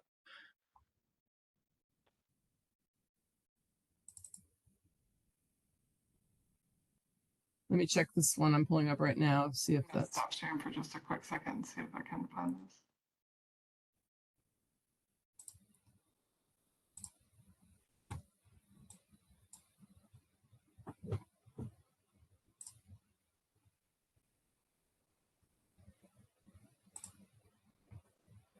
All right, I'm taking over sharing. Okay. Johanna, that means I'm going to need your help watching for hands raised right now. Okay. So there are the pictures from the correct one, and to those who are on the team, I apologize, and I may have emailed out the wrong version of the presentation, and we'll send you an update. So Bill, I think this is the slide you were talking about with the RI, the mobilization one. Yep. So remaining for MOB 1 field work. So we did the majority of the sampling, but there's some places that we haven't been able to get access to, as I mentioned. Most of it, the remaining field work is at off-base locations, and working with the Corps of Engineers, getting right away for public and private landowners.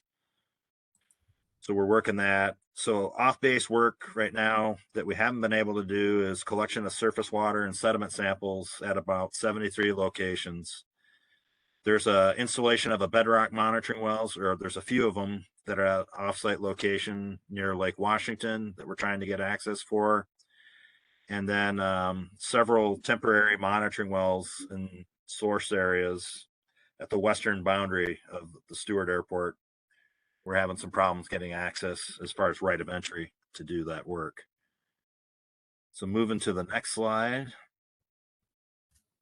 Okay, so yeah, so this is the updated schedule. Nothing's really changed. I mean, we'll probably wrap up the winter mobilization. There's no one on site right now, but they're going to come back in about a month or two once we get more of the right of entries, because we can't have people sitting on standby because that costs money. So so once we get the right of entries, and we actually started these right of entries back in August after we did the technical project planning. We provided locations, but it's just taken a lot longer, and some people are refusing. I mean, we've even engaged with DEC to ask if they could talk to some folks about getting access and that. So it's proven to be a little bit more difficult to get access than what we thought. So this is the updated RI schedule. On to the next slide. So on to questions. I know there's a question. I don't know, Amy, if you want me to address this. The first question in the Q&A, and it's from Bill Fetter asking about, talking about, we had 55 borings completed at the time as of the slide deck. I have not seen any discussion about soil borings or some data. And then his follow-on question to that was, with boring logs, chain of custody, wanted to kind of know what the life of a sampling from drilling through analysis timeframe was. 4 months since the first borings. So good question. So as far as data goes, we've got a backlog with the laboratory. Typically, the lab, they got 30 days, and John Santa Croce can jump in, but we got 30 some. We collect a sample out in the field. They fill out a chain of custody. So there's a group of samples that gets shipped off to the laboratory. That takes a couple days. The laboratory receives it. The lab can, I think, they can hold on to samples for up to 60 days plus, but it gets entered into the lab's queue for analysis. Now, you got to remember, there's other places across the nation that are sending samples to these labs. And typically the lab analysis, from once it gets into the lab and once they get the data packages validated and sent out to AECOM, it can take anywhere from 15 to 30 some days. So, the start of the question, we had 55 borings. Why is it taking, 4 months to get validated data? And the answer to that is the laboratory right now is as a backup of information. John Santa Croce with AECOM's working with the laboratories to help break up that backlog, because we don't want to present data to the group, to the RAB, unless AECOM has actually looked at the lab data and validated the lab data. And there's a process in the UFP QAP that talks about all the different things that we got to do to make sure that the laboratory did the analyses correctly. They did their quality control checks correctly. So we don't want to put out false positive information or false negative information if they had a mistake. So we're really critical about doing quality control on the laboratory's data that they provide to AECOM. And AECOM does that. So John, if you want to jump in, and if there's something that I said wrong, or maybe talk about a plan that we're putting together to try to break that backlog up and get it quicker. Sure, Bill. Yeah, I'll be quick. We typically do get our data back quicker. We are limited, on these DoD projects to labs that are certified to do this analysis for the DoD. There's only a handful of those, and there's a lot of this work going on across the country. So our samples are all, kind of backed up at the lab. We have started receiving that data, I would say just after the holidays, we started getting our first batches of data in. So our chemists are now validating that data, and hopefully we'll be able to share some at the next RAB meeting and in that poster session that you were talking about. I think that's a great idea. What we're doing to mitigate that, we have a secondary lab that's also certified that we can bring on for, for the future mobilizations if we continue to have this issue, maybe splitting them up so samples are going to, multiple labs, so we're not getting backed up as much, looking at options like that. So that's kind of where things are with the analysis right now. But we are getting data back, and hopefully, I apologize we don't have anything now, but hopefully by the next meeting, our chemists will be able to validate and we'll be able to share. Thanks, John. Yep. Mike Shade, you has your hand raised?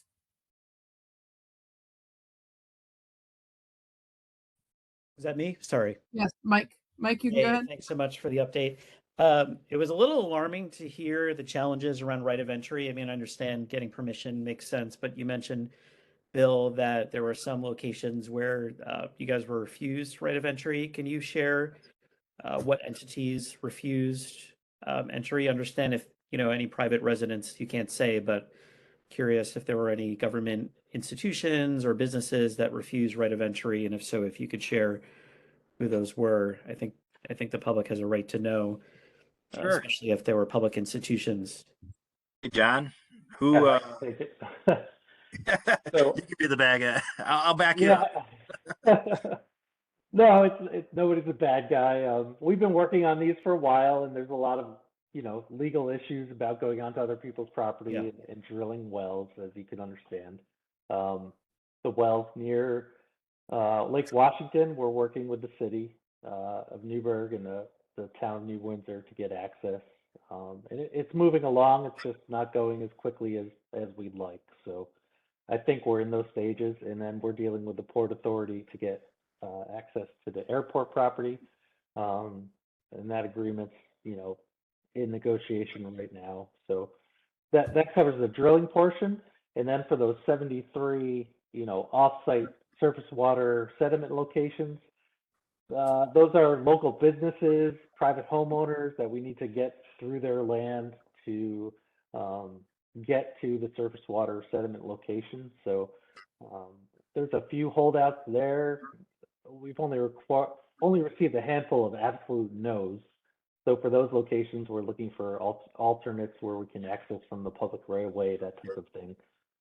But our plan is when the weather improves a little bit, we want to collect all those samples at the same time, so they're all representative of what's going on in a similar time frame. So our plan would be to go out and knock on doors with the actual agreement in our hands, and try to get access that way. So that's the next step for those locations. So just a quick clarify. So you're saying the ones that have refused, that said outright no, those were either private residents or local businesses? Were there any other Correct. government agencies or? No, it hasn't been a government agency that's an outright no. Gotcha. Okay. Thank you. Yep. Okay, Bill Fetter, you have your hand raised. Yes, good evening.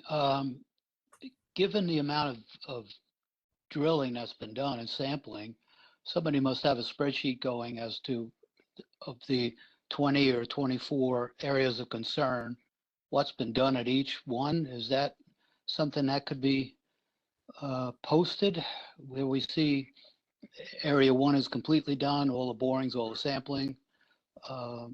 Area 15 is nothing has been done. Yeah, we can do that. That's too easy. We can't do it right now on the meeting on the fly, but we can put a spreadsheet together. Here's the number of borings, surface water sediment per PRL or AOC, and we can just give you a % complete. It's a quick spreadsheet. Yeah, by AOC though. Yeah, we can do it by AOC. Sure, okay. That'd be Why great. not? That'd be great. I mean, Thanks. it's by AOC or by John has to do it. So. I'm glad to offer an easy ask. so. Yeah. Yeah, easy for Bill. Thank you. That's no problem. Yep. Okay.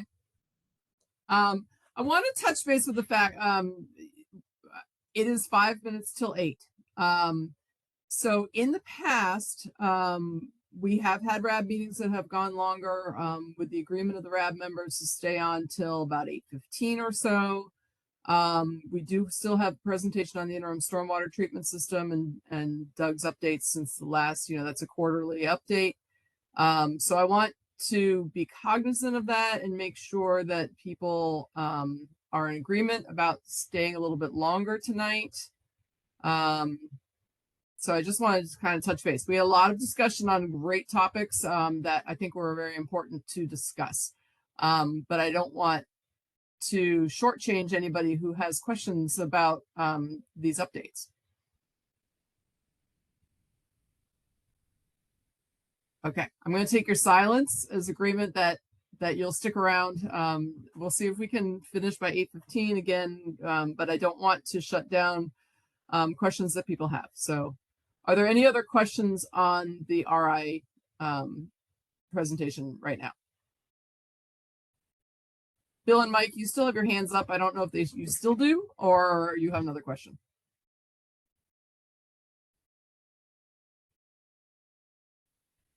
And their hands went down. Okay, we're going to move on then to the interim stormwater treatment system. Doug. Hopefully these slides are right. Yep. Hello, everybody. Thanks for your patience. Yeah, good questions. So I'll go quickly because many of you have been part of our quarterly presentation. So this is our general update for the data of October 1 through December 31. That's Q4 of 2022. To date, since July of 2020 through that quarter, we're close to 370 million gallons of treated water from the system. That quarter specifically was 32 million, which is a pretty close average to most quarters. Some of the activities included a complete media exchange that was conducted in November. And when we say media, we're talking about the treatment media of carbon and resin. What we did in November to continue to fortify the best operation of our system was we created trains B and D with our typical carbon, and resin treatment. And we're aligning those against trains A and C that are treating all of our water with carbon, and carbon. One other point of information was that the system was offline due to a significant power outage at the facility that created an electrical quality issue. And we missed one sampling round and were offline from Friday to Friday in December. Another reminder that the quarterly reports with all our analytical data can be found at your DEC website. Next slide. So the sampling results, we always give you a comparison of the influent on the left-hand side of the chart. Remember, the scale is a little bit different. We start here at a baseline, and the influent goes up to 400 parts per trillion here on the left. So you can see a pretty kind of regular pattern, some higher, some lower months, with an overall average of 266 parts per trillion coming into our effluent, with a very similar number at the halfway point when we did the media change. Our influent concentration was 271. Over on the right-hand side, these are the effluent numbers, and why the bars and the graph is varying is that you're looking at the last couple weeks of media life with detections in our effluent, and this is what promotes us to do a media change. So as we got into mid-October, we start to see elevated numbers, we start to organize, And by mid-November, we make the media change. And this is what you see for the first 8 to 10 weeks of that new media. The average for that quarter was higher than normal because of what I just explained. And the post-media change average is more typical of what we see during treatment. Next slide. Rec pond water level. This is a graph that shows what the topic that we talked about a little bit earlier on flow and no flow. The month of October leading into December, we saw a lot of frequency of rain events. So you could see in the first half that we were able to rebound from a couple of those storm events and maintain some drawdown. But as we got to Thanksgiving, we were really just small ones, one after another. And the water pretty much remained in a flow condition through the back half of this quarter.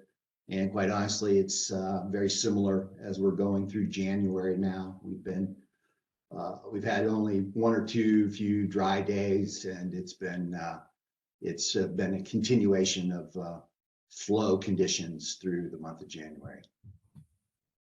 Next slide, please. So part of our comparison testing and what we've been doing to really try to create a better treatment system with all aspects, not just the removal of PFAS, but keeping the system online as much as possible, working at the maximum throughput, which is the ability to treat gallons per minute. We started in July with an opportunity to put one train of all carbon. We used that opportunity to monitor pressure, see how our maintenance works, see how long that media can last as compared to resin in your system. In September, we were giving some additional funds, so we started more enhanced sampling to compare the all GAC treatment versus a GAC and resin treatment, breaking them out into two different trains. So at the November media change, we developed trains A and C, and I'll show you the graphic on where they are, as all carbon. And we are comparing how those two trains of all carbon, all three vessels, are working and comparing against how the trains B and D are functioning, where you have carbon followed by resin. Next slide, please. So just as I explained, the two GAC treatment trains are A and C. We've been operating them and comparing them against trains B and D, which have carbon, carbon, and resin. A big part of the monitoring, besides the results of the sampling, is really looking at the impact that the pond water has on our media. That's a function of pressure. Can we increase the flow to get through the system by maintaining an all carbon treatment system better than a carbon and resin system? So far, that has been proving successful. Our effluent testing in each of the trains has shown that carbon is equal to or as effective or more than effective than with removing of PFOS and PFOA and total PFAS when we compare that to the GAC and the resin combination. This is a comparison that we're going to continue to study. We're, week 12 of this media run. We're doing the same comparison into January. We hope to get that media to last all the way through to March. And then in March, we'll use all that data of comparison to kind of make the next steps in how our system could potentially be configured. Next slide, please. So again, real quickly, you've seen this a bunch of times now. I've highlighted the gold boxes, which are basically your third vessel in the treatment alignment from each of the trains, A through D. And we're taking those effluents from each of those end vessels, and that's what we're really focused on comparison. How is that train working of GAC versus the train working at GAC resin? Are we getting equal or better PFAS removal? Are we able to utilize GAC in a capacity where we can backwash all three vessels, keep the pressures low, return them to baseline? This is allowing us to stay at a 500 GPM throughput or a treatment rate. And that is a positive step in that direction. We're seeing good results with the all GAC treatment in both PFAS treatment removal and also maintaining good pressure, good maintenance, and a solid throughput. Next, please. So here's a graph of what we've seen to date. I've expanded a little bit outside of our quarter because we started collecting these samples in September. So starting with that September date, going through the end of December, here is the comparison of that resin effluent versus a GAC effluent. That's your third vessel after treatment of the full train. The light blue is what the detections are with the GAC resin system. The dark blue, which you really only see on the right-hand side, is the results of all GAC treatment.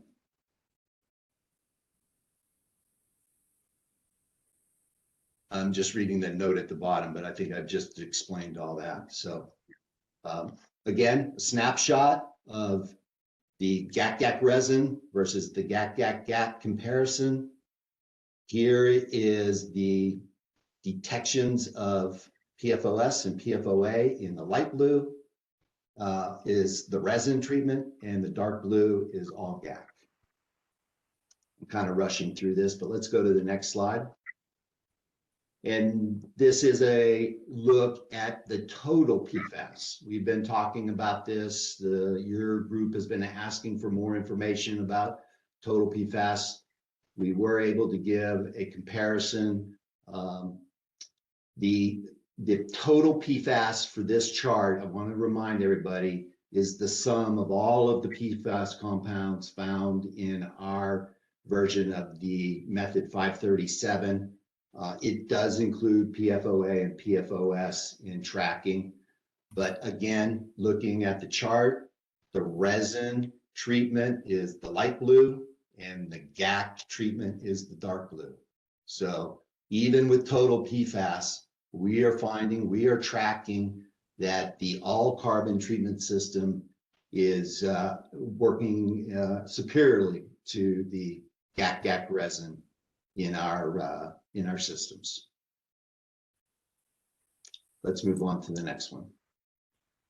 So, like I've said, we're continuing this study. It's far from over. We haven't made any decisions. We've been seeing some positives with all GAC treatment, especially when we utilize the knowledge that we have on the pond water quality at Rec Pond and the results that we're getting.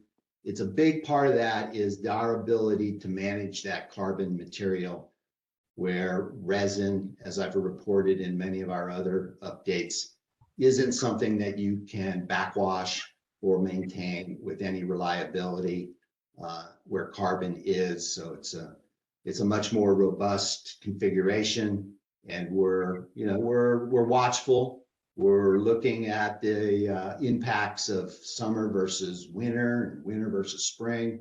So our real goal is to continue this comparison and this treatment and get as much data before we make any other kind of decisions or changes. Next slide, please. And this is probably just in closing. We all know that it's winter. We wanted to show some updates on winterization and the things that we need to do. I made mention earlier that there was a significant rain and ice event on the evening of December 23rd. That created some significant failure of the power system. That had an impact on our intake motor pump. It was damaged to where we had to arrange for equipment and a replacement. We had replacement motors and pumps on site, so we were able to get to it and get the pump changed out. We missed one sampling event, and then we had the system back online the following Friday, December 30th. Go through the photos. Your intake pump, under normal conditions, just kind of a reminder, we use the air bubbler that provides an opportunity to keep this lower part of the photo, the triangle as we call it, clear, so we can drag the pump to the shoreline, which is what we had to do when the pond froze over and we needed to extract that equipment and replace it. Moving on, some more winterization activities. We check our heat tracing, we make sure all our insulation wrap are in place, we make sure all our recycle pumps. We put a independent sump pump, if you will, in our discharge box to keep that from freezing. We also have a similar scenario at our recircular line that goes back into the pond. Those are systems that we employ throughout the winter to keep things from freezing up or creating any other obstacles in our treatment. Some crane photos, some equipment shots of us reaching in, putting the old pontoon and pump down onto the berm work area, rebuilding and reinstalling the pump and motor, and then flying the system back into the pond that same afternoon.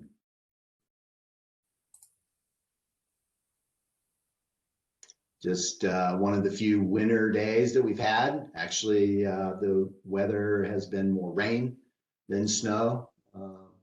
It's showing and it's impacting our stormwater inflow on a regular basis, but as a positive, we don't have a lot of snow stockpiled or draining into the stormwater systems.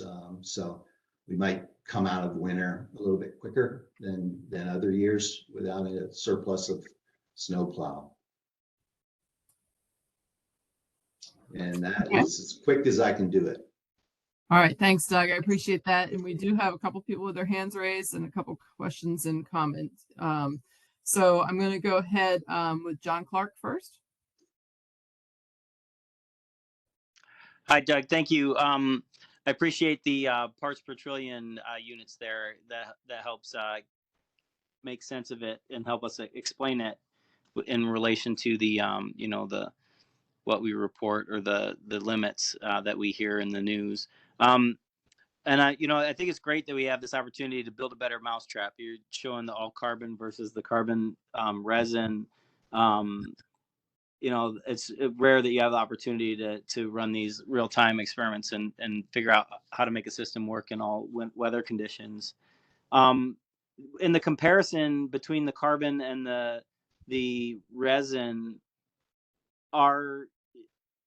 have the laboratory methods been developed to any better extent that we actually have meaningful data in the test comparison?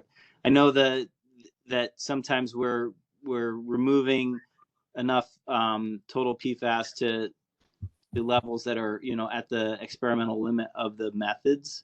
So are we in that territory, and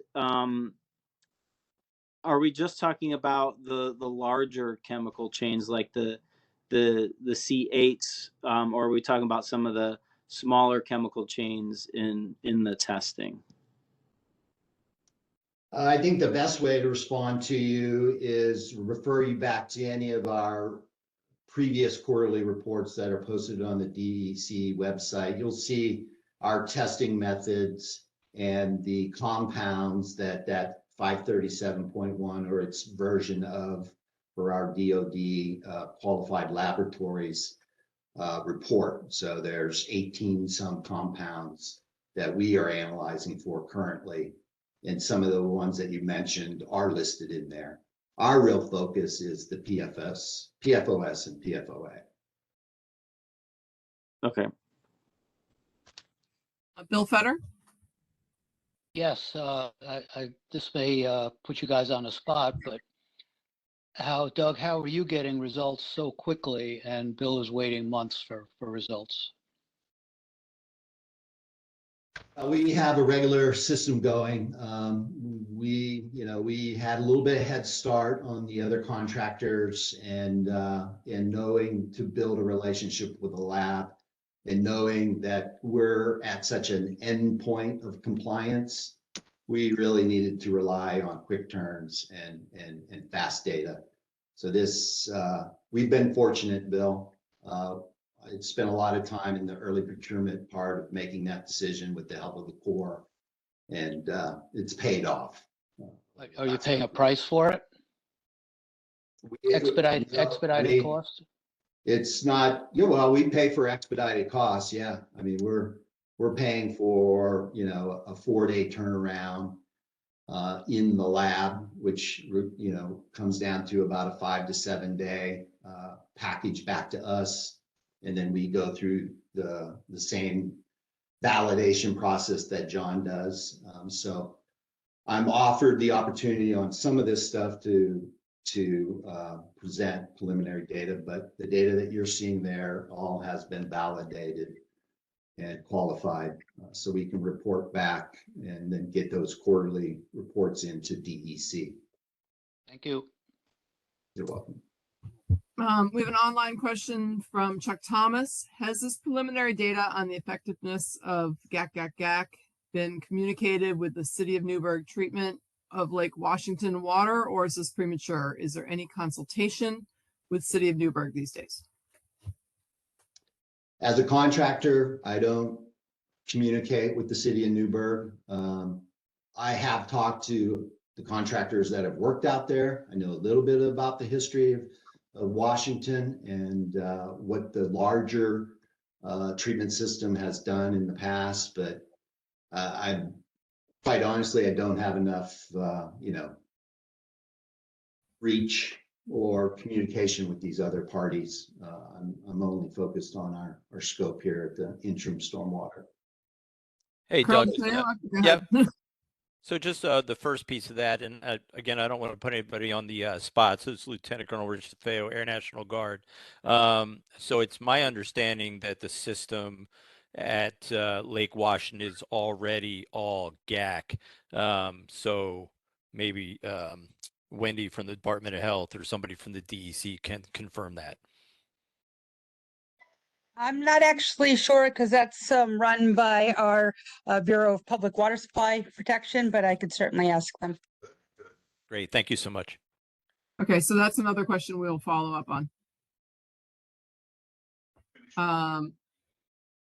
Other questions from RAB members? I think I'm really finished. I'll watch it from across. I think Rick Scheuer had one right above Chuck Thomas's, unless I missed one.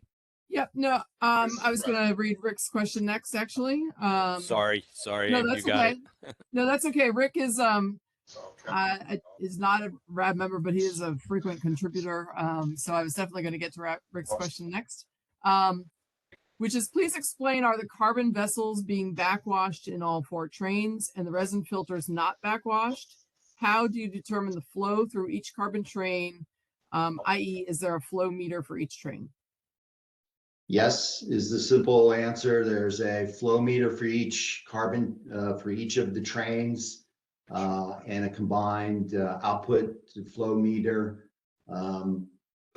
So, with 500 being your max flow, each of the trains receives roughly 125 GPM through the system. We're very close for the instrumentation that we have in our system to, always monitoring that. It's plus or minus a couple pounds, but for the most part, it's a consistent flow, separated by, our max flow. So There is equal distribution that goes through each of the trains. Carbon is being backwashed because it is built with a molecular weight that is capable of receiving and, allowing for backwash to push and clean the buildup, the sediment, the bio growth that gets into the vessels. Unlike resin, it's so light, we can't use any type of extended backwash flow without compromising the bed in the resin and or potentially losing material out the backwash flow. So it has been, and we've been clear on that for several meetings now, that resin does have limitations. It's a good product for PFAS removal, but the rec pond water quality really wreaks havoc on something that you can't backwash. Thanks, Doug. Steve Gagnon, you have your hand up? Yeah, thanks. Can you hear me? Yes. Okay, perfect. So I'm with the local health department, and there was a question earlier about the GAC filtration at the city of Newburgh water filter plant. That is GAC. So they have multiple trains, but it's pre and post GAC filters only there. They don't currently use Washington Lake as a water source, though. Those GAC filters aren't used for, currently they're not used for water from Washington Lake, but they're online from, they use aqueduct water now, not Washington Lake water. Thanks, Steve. Appreciate that. Chuck Thomas, I'm going to call on you, but before you speak, I'm going to also give you a heads up now that Ed Lawson had a hard stop at 8 o'clock, and so we're going to pass the torch to you as former co-chair for any closing remarks. But first, you can go ahead with your questions on this topic. Thank you. As Steve Gagnon said from the health department, we are aware that we're not using Washington Lake water that's being pumped out into the creek and on down to the Hudson River. I was just really curious as to whether it was GAC is what they were using. I know there were multiple trains, but just trying to get to the point of saying, well, where are we at with being able to actually use Washington Lake water again, if anybody ever feels comfortable with it? And I think some of the reporting that I'm seeing, very preliminary, on the non-detect levels of GAC versus GAC resin is pretty encouraging. I think that's all I wanted to say is we did know that we are drinking New York City aqueduct water, and we're grateful for that at this point. So thank you. Thanks, Chuck. So it's not three. So they're using GAC or GAC resin, which is 3 filters, but right, it's just 2. It's basically 2 trains. So it's GAC basically at the city of Newburgh. And that was Bob But Brown, agreed right? that it's promising. Yeah. This is Steve Gagnon again with, I'm sorry. Oh, thanks, Steve. with Orange Sorry. County. Okay. Thanks, Steve. Any other questions on this topic? Yeah, hey, this is Mike Shade. Just a quick question. The GAC filtration is interesting and promising and exciting. So do you have a sense, and sorry if you cover this, do you have a sense of when you'll know, have kind of like a final perspective on whether or not this is the preferred filtration mechanism versus what was being done before? I know you said, this is still being studied. So curious if you can share any insight on the timeline by which you're hoping to make a decision about, one versus a different, one approach versus another. Sure, I can, share our timeline with, what we were hoping for, that we would run about 20 weeks. We're at week 12, so that's another 8 weeks, another 2 months. That's February into March was our ultimate goal. If everything turned out the way we hope, we might be making this decision in March or earlier. Yeah. And just a quick follow-up is, I know there's tons and tons of work being done on PFAS across the country. And I'm sure you're monitoring the scientific literature and talking to other experts in the field. Can you say anything about, how consistent these findings are with investigations into PFAS remediation elsewhere? Like, is this consistent with what's being seen elsewhere, or how does this compare and contrast with other remediation sites that are being investigated? Yeah, I think we want to be clear that we're treating surface water with a lot of organic growth and a lot of very fertile rec pond, Right. as I call it, versus groundwater, where you see a lot of people treating two different things. Ours is similar to Lake Washington, but long story short, Mike, yes, we are seeing similar results with the impact of surface water, something that isn't as clean as groundwater, that it has on resin. Resin's a good product. It's probably more focused on cleaner groundwater.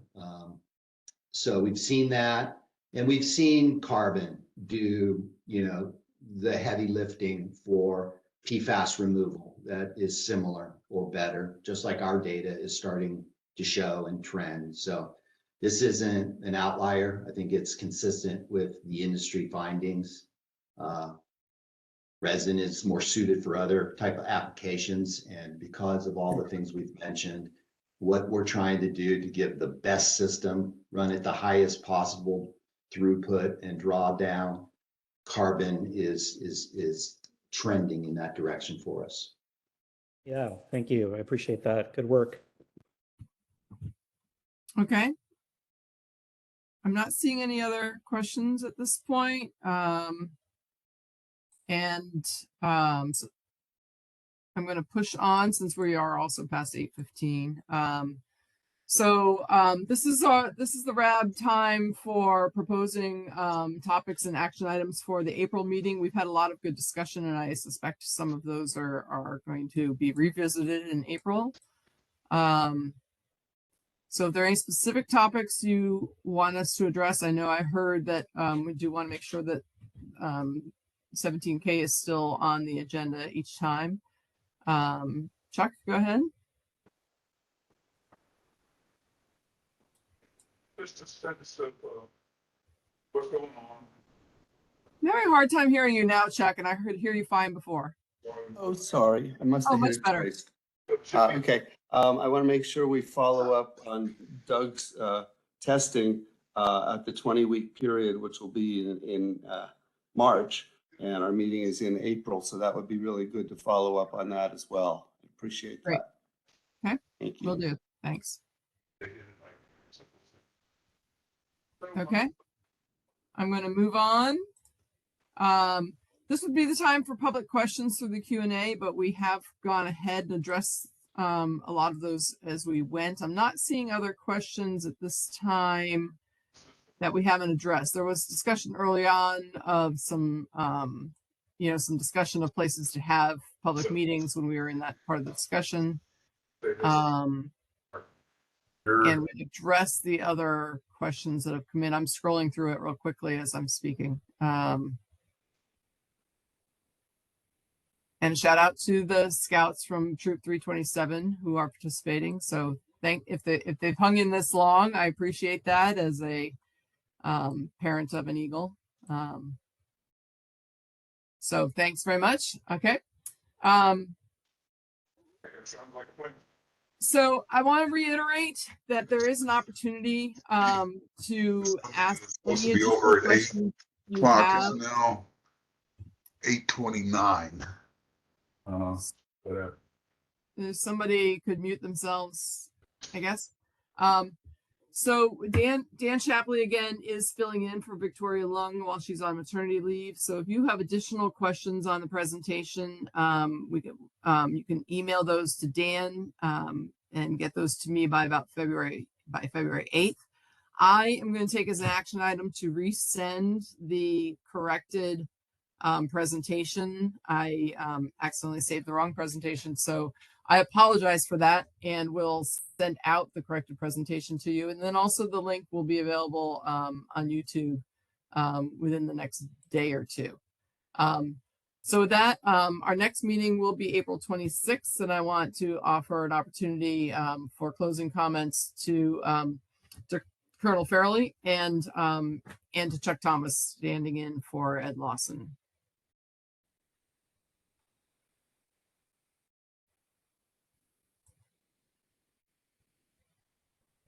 You, Amy. There you go. I can see you. I can't hear you.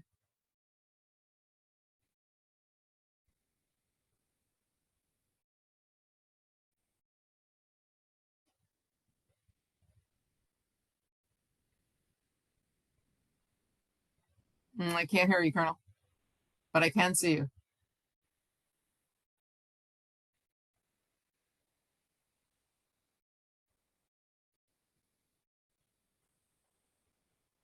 Okay, can you hear me now? Yes, sure can. Okay, I apologize for that. Still kind of learning the system here. So thank you very much for the patience. Listen, I really appreciate the great discussion that we've had here today. We've covered a lot of ground. You know, this is obviously some important stuff that we're doing and making sure that we're taking care of the environment around not only just Stewart National Guard Base, but the Newburgh area and for the community itself as a whole. So I appreciate the opportunity for us to work together the way that we are and try to get to a good remediation to protect the area for, you know, not only just ourselves, but also for our kids and grandkids. And look forward to continuing to work with you guys in the future. And I just want to emphasize that the Stewart National Guard Base and the New York National Guard are very, very committed to doing everything that we can to get this resolved as well as possible. So thank you very much. Thanks, Colonel. And Chuck? Oh, now I'm not hearing you, Chuck. Oops. There we go. Oh, now I'm not. Try again. Okay. Yes. Yeah, okay, great. I appreciate your words, Colonel Farrelly. I appreciated the frank and open exchange and the ability to have some back and forth on from both the presenters and the other people that are chiming in. So I think it's really important that we've reached the point where we're not kind of wrestling back and forth, but we found some open dialogues that are making progress. And it's really nice to hear that we're all able to work together this way. I appreciate, Amy, the way you've handled things and that you've been open to listening to our suggestions. It's really appreciated.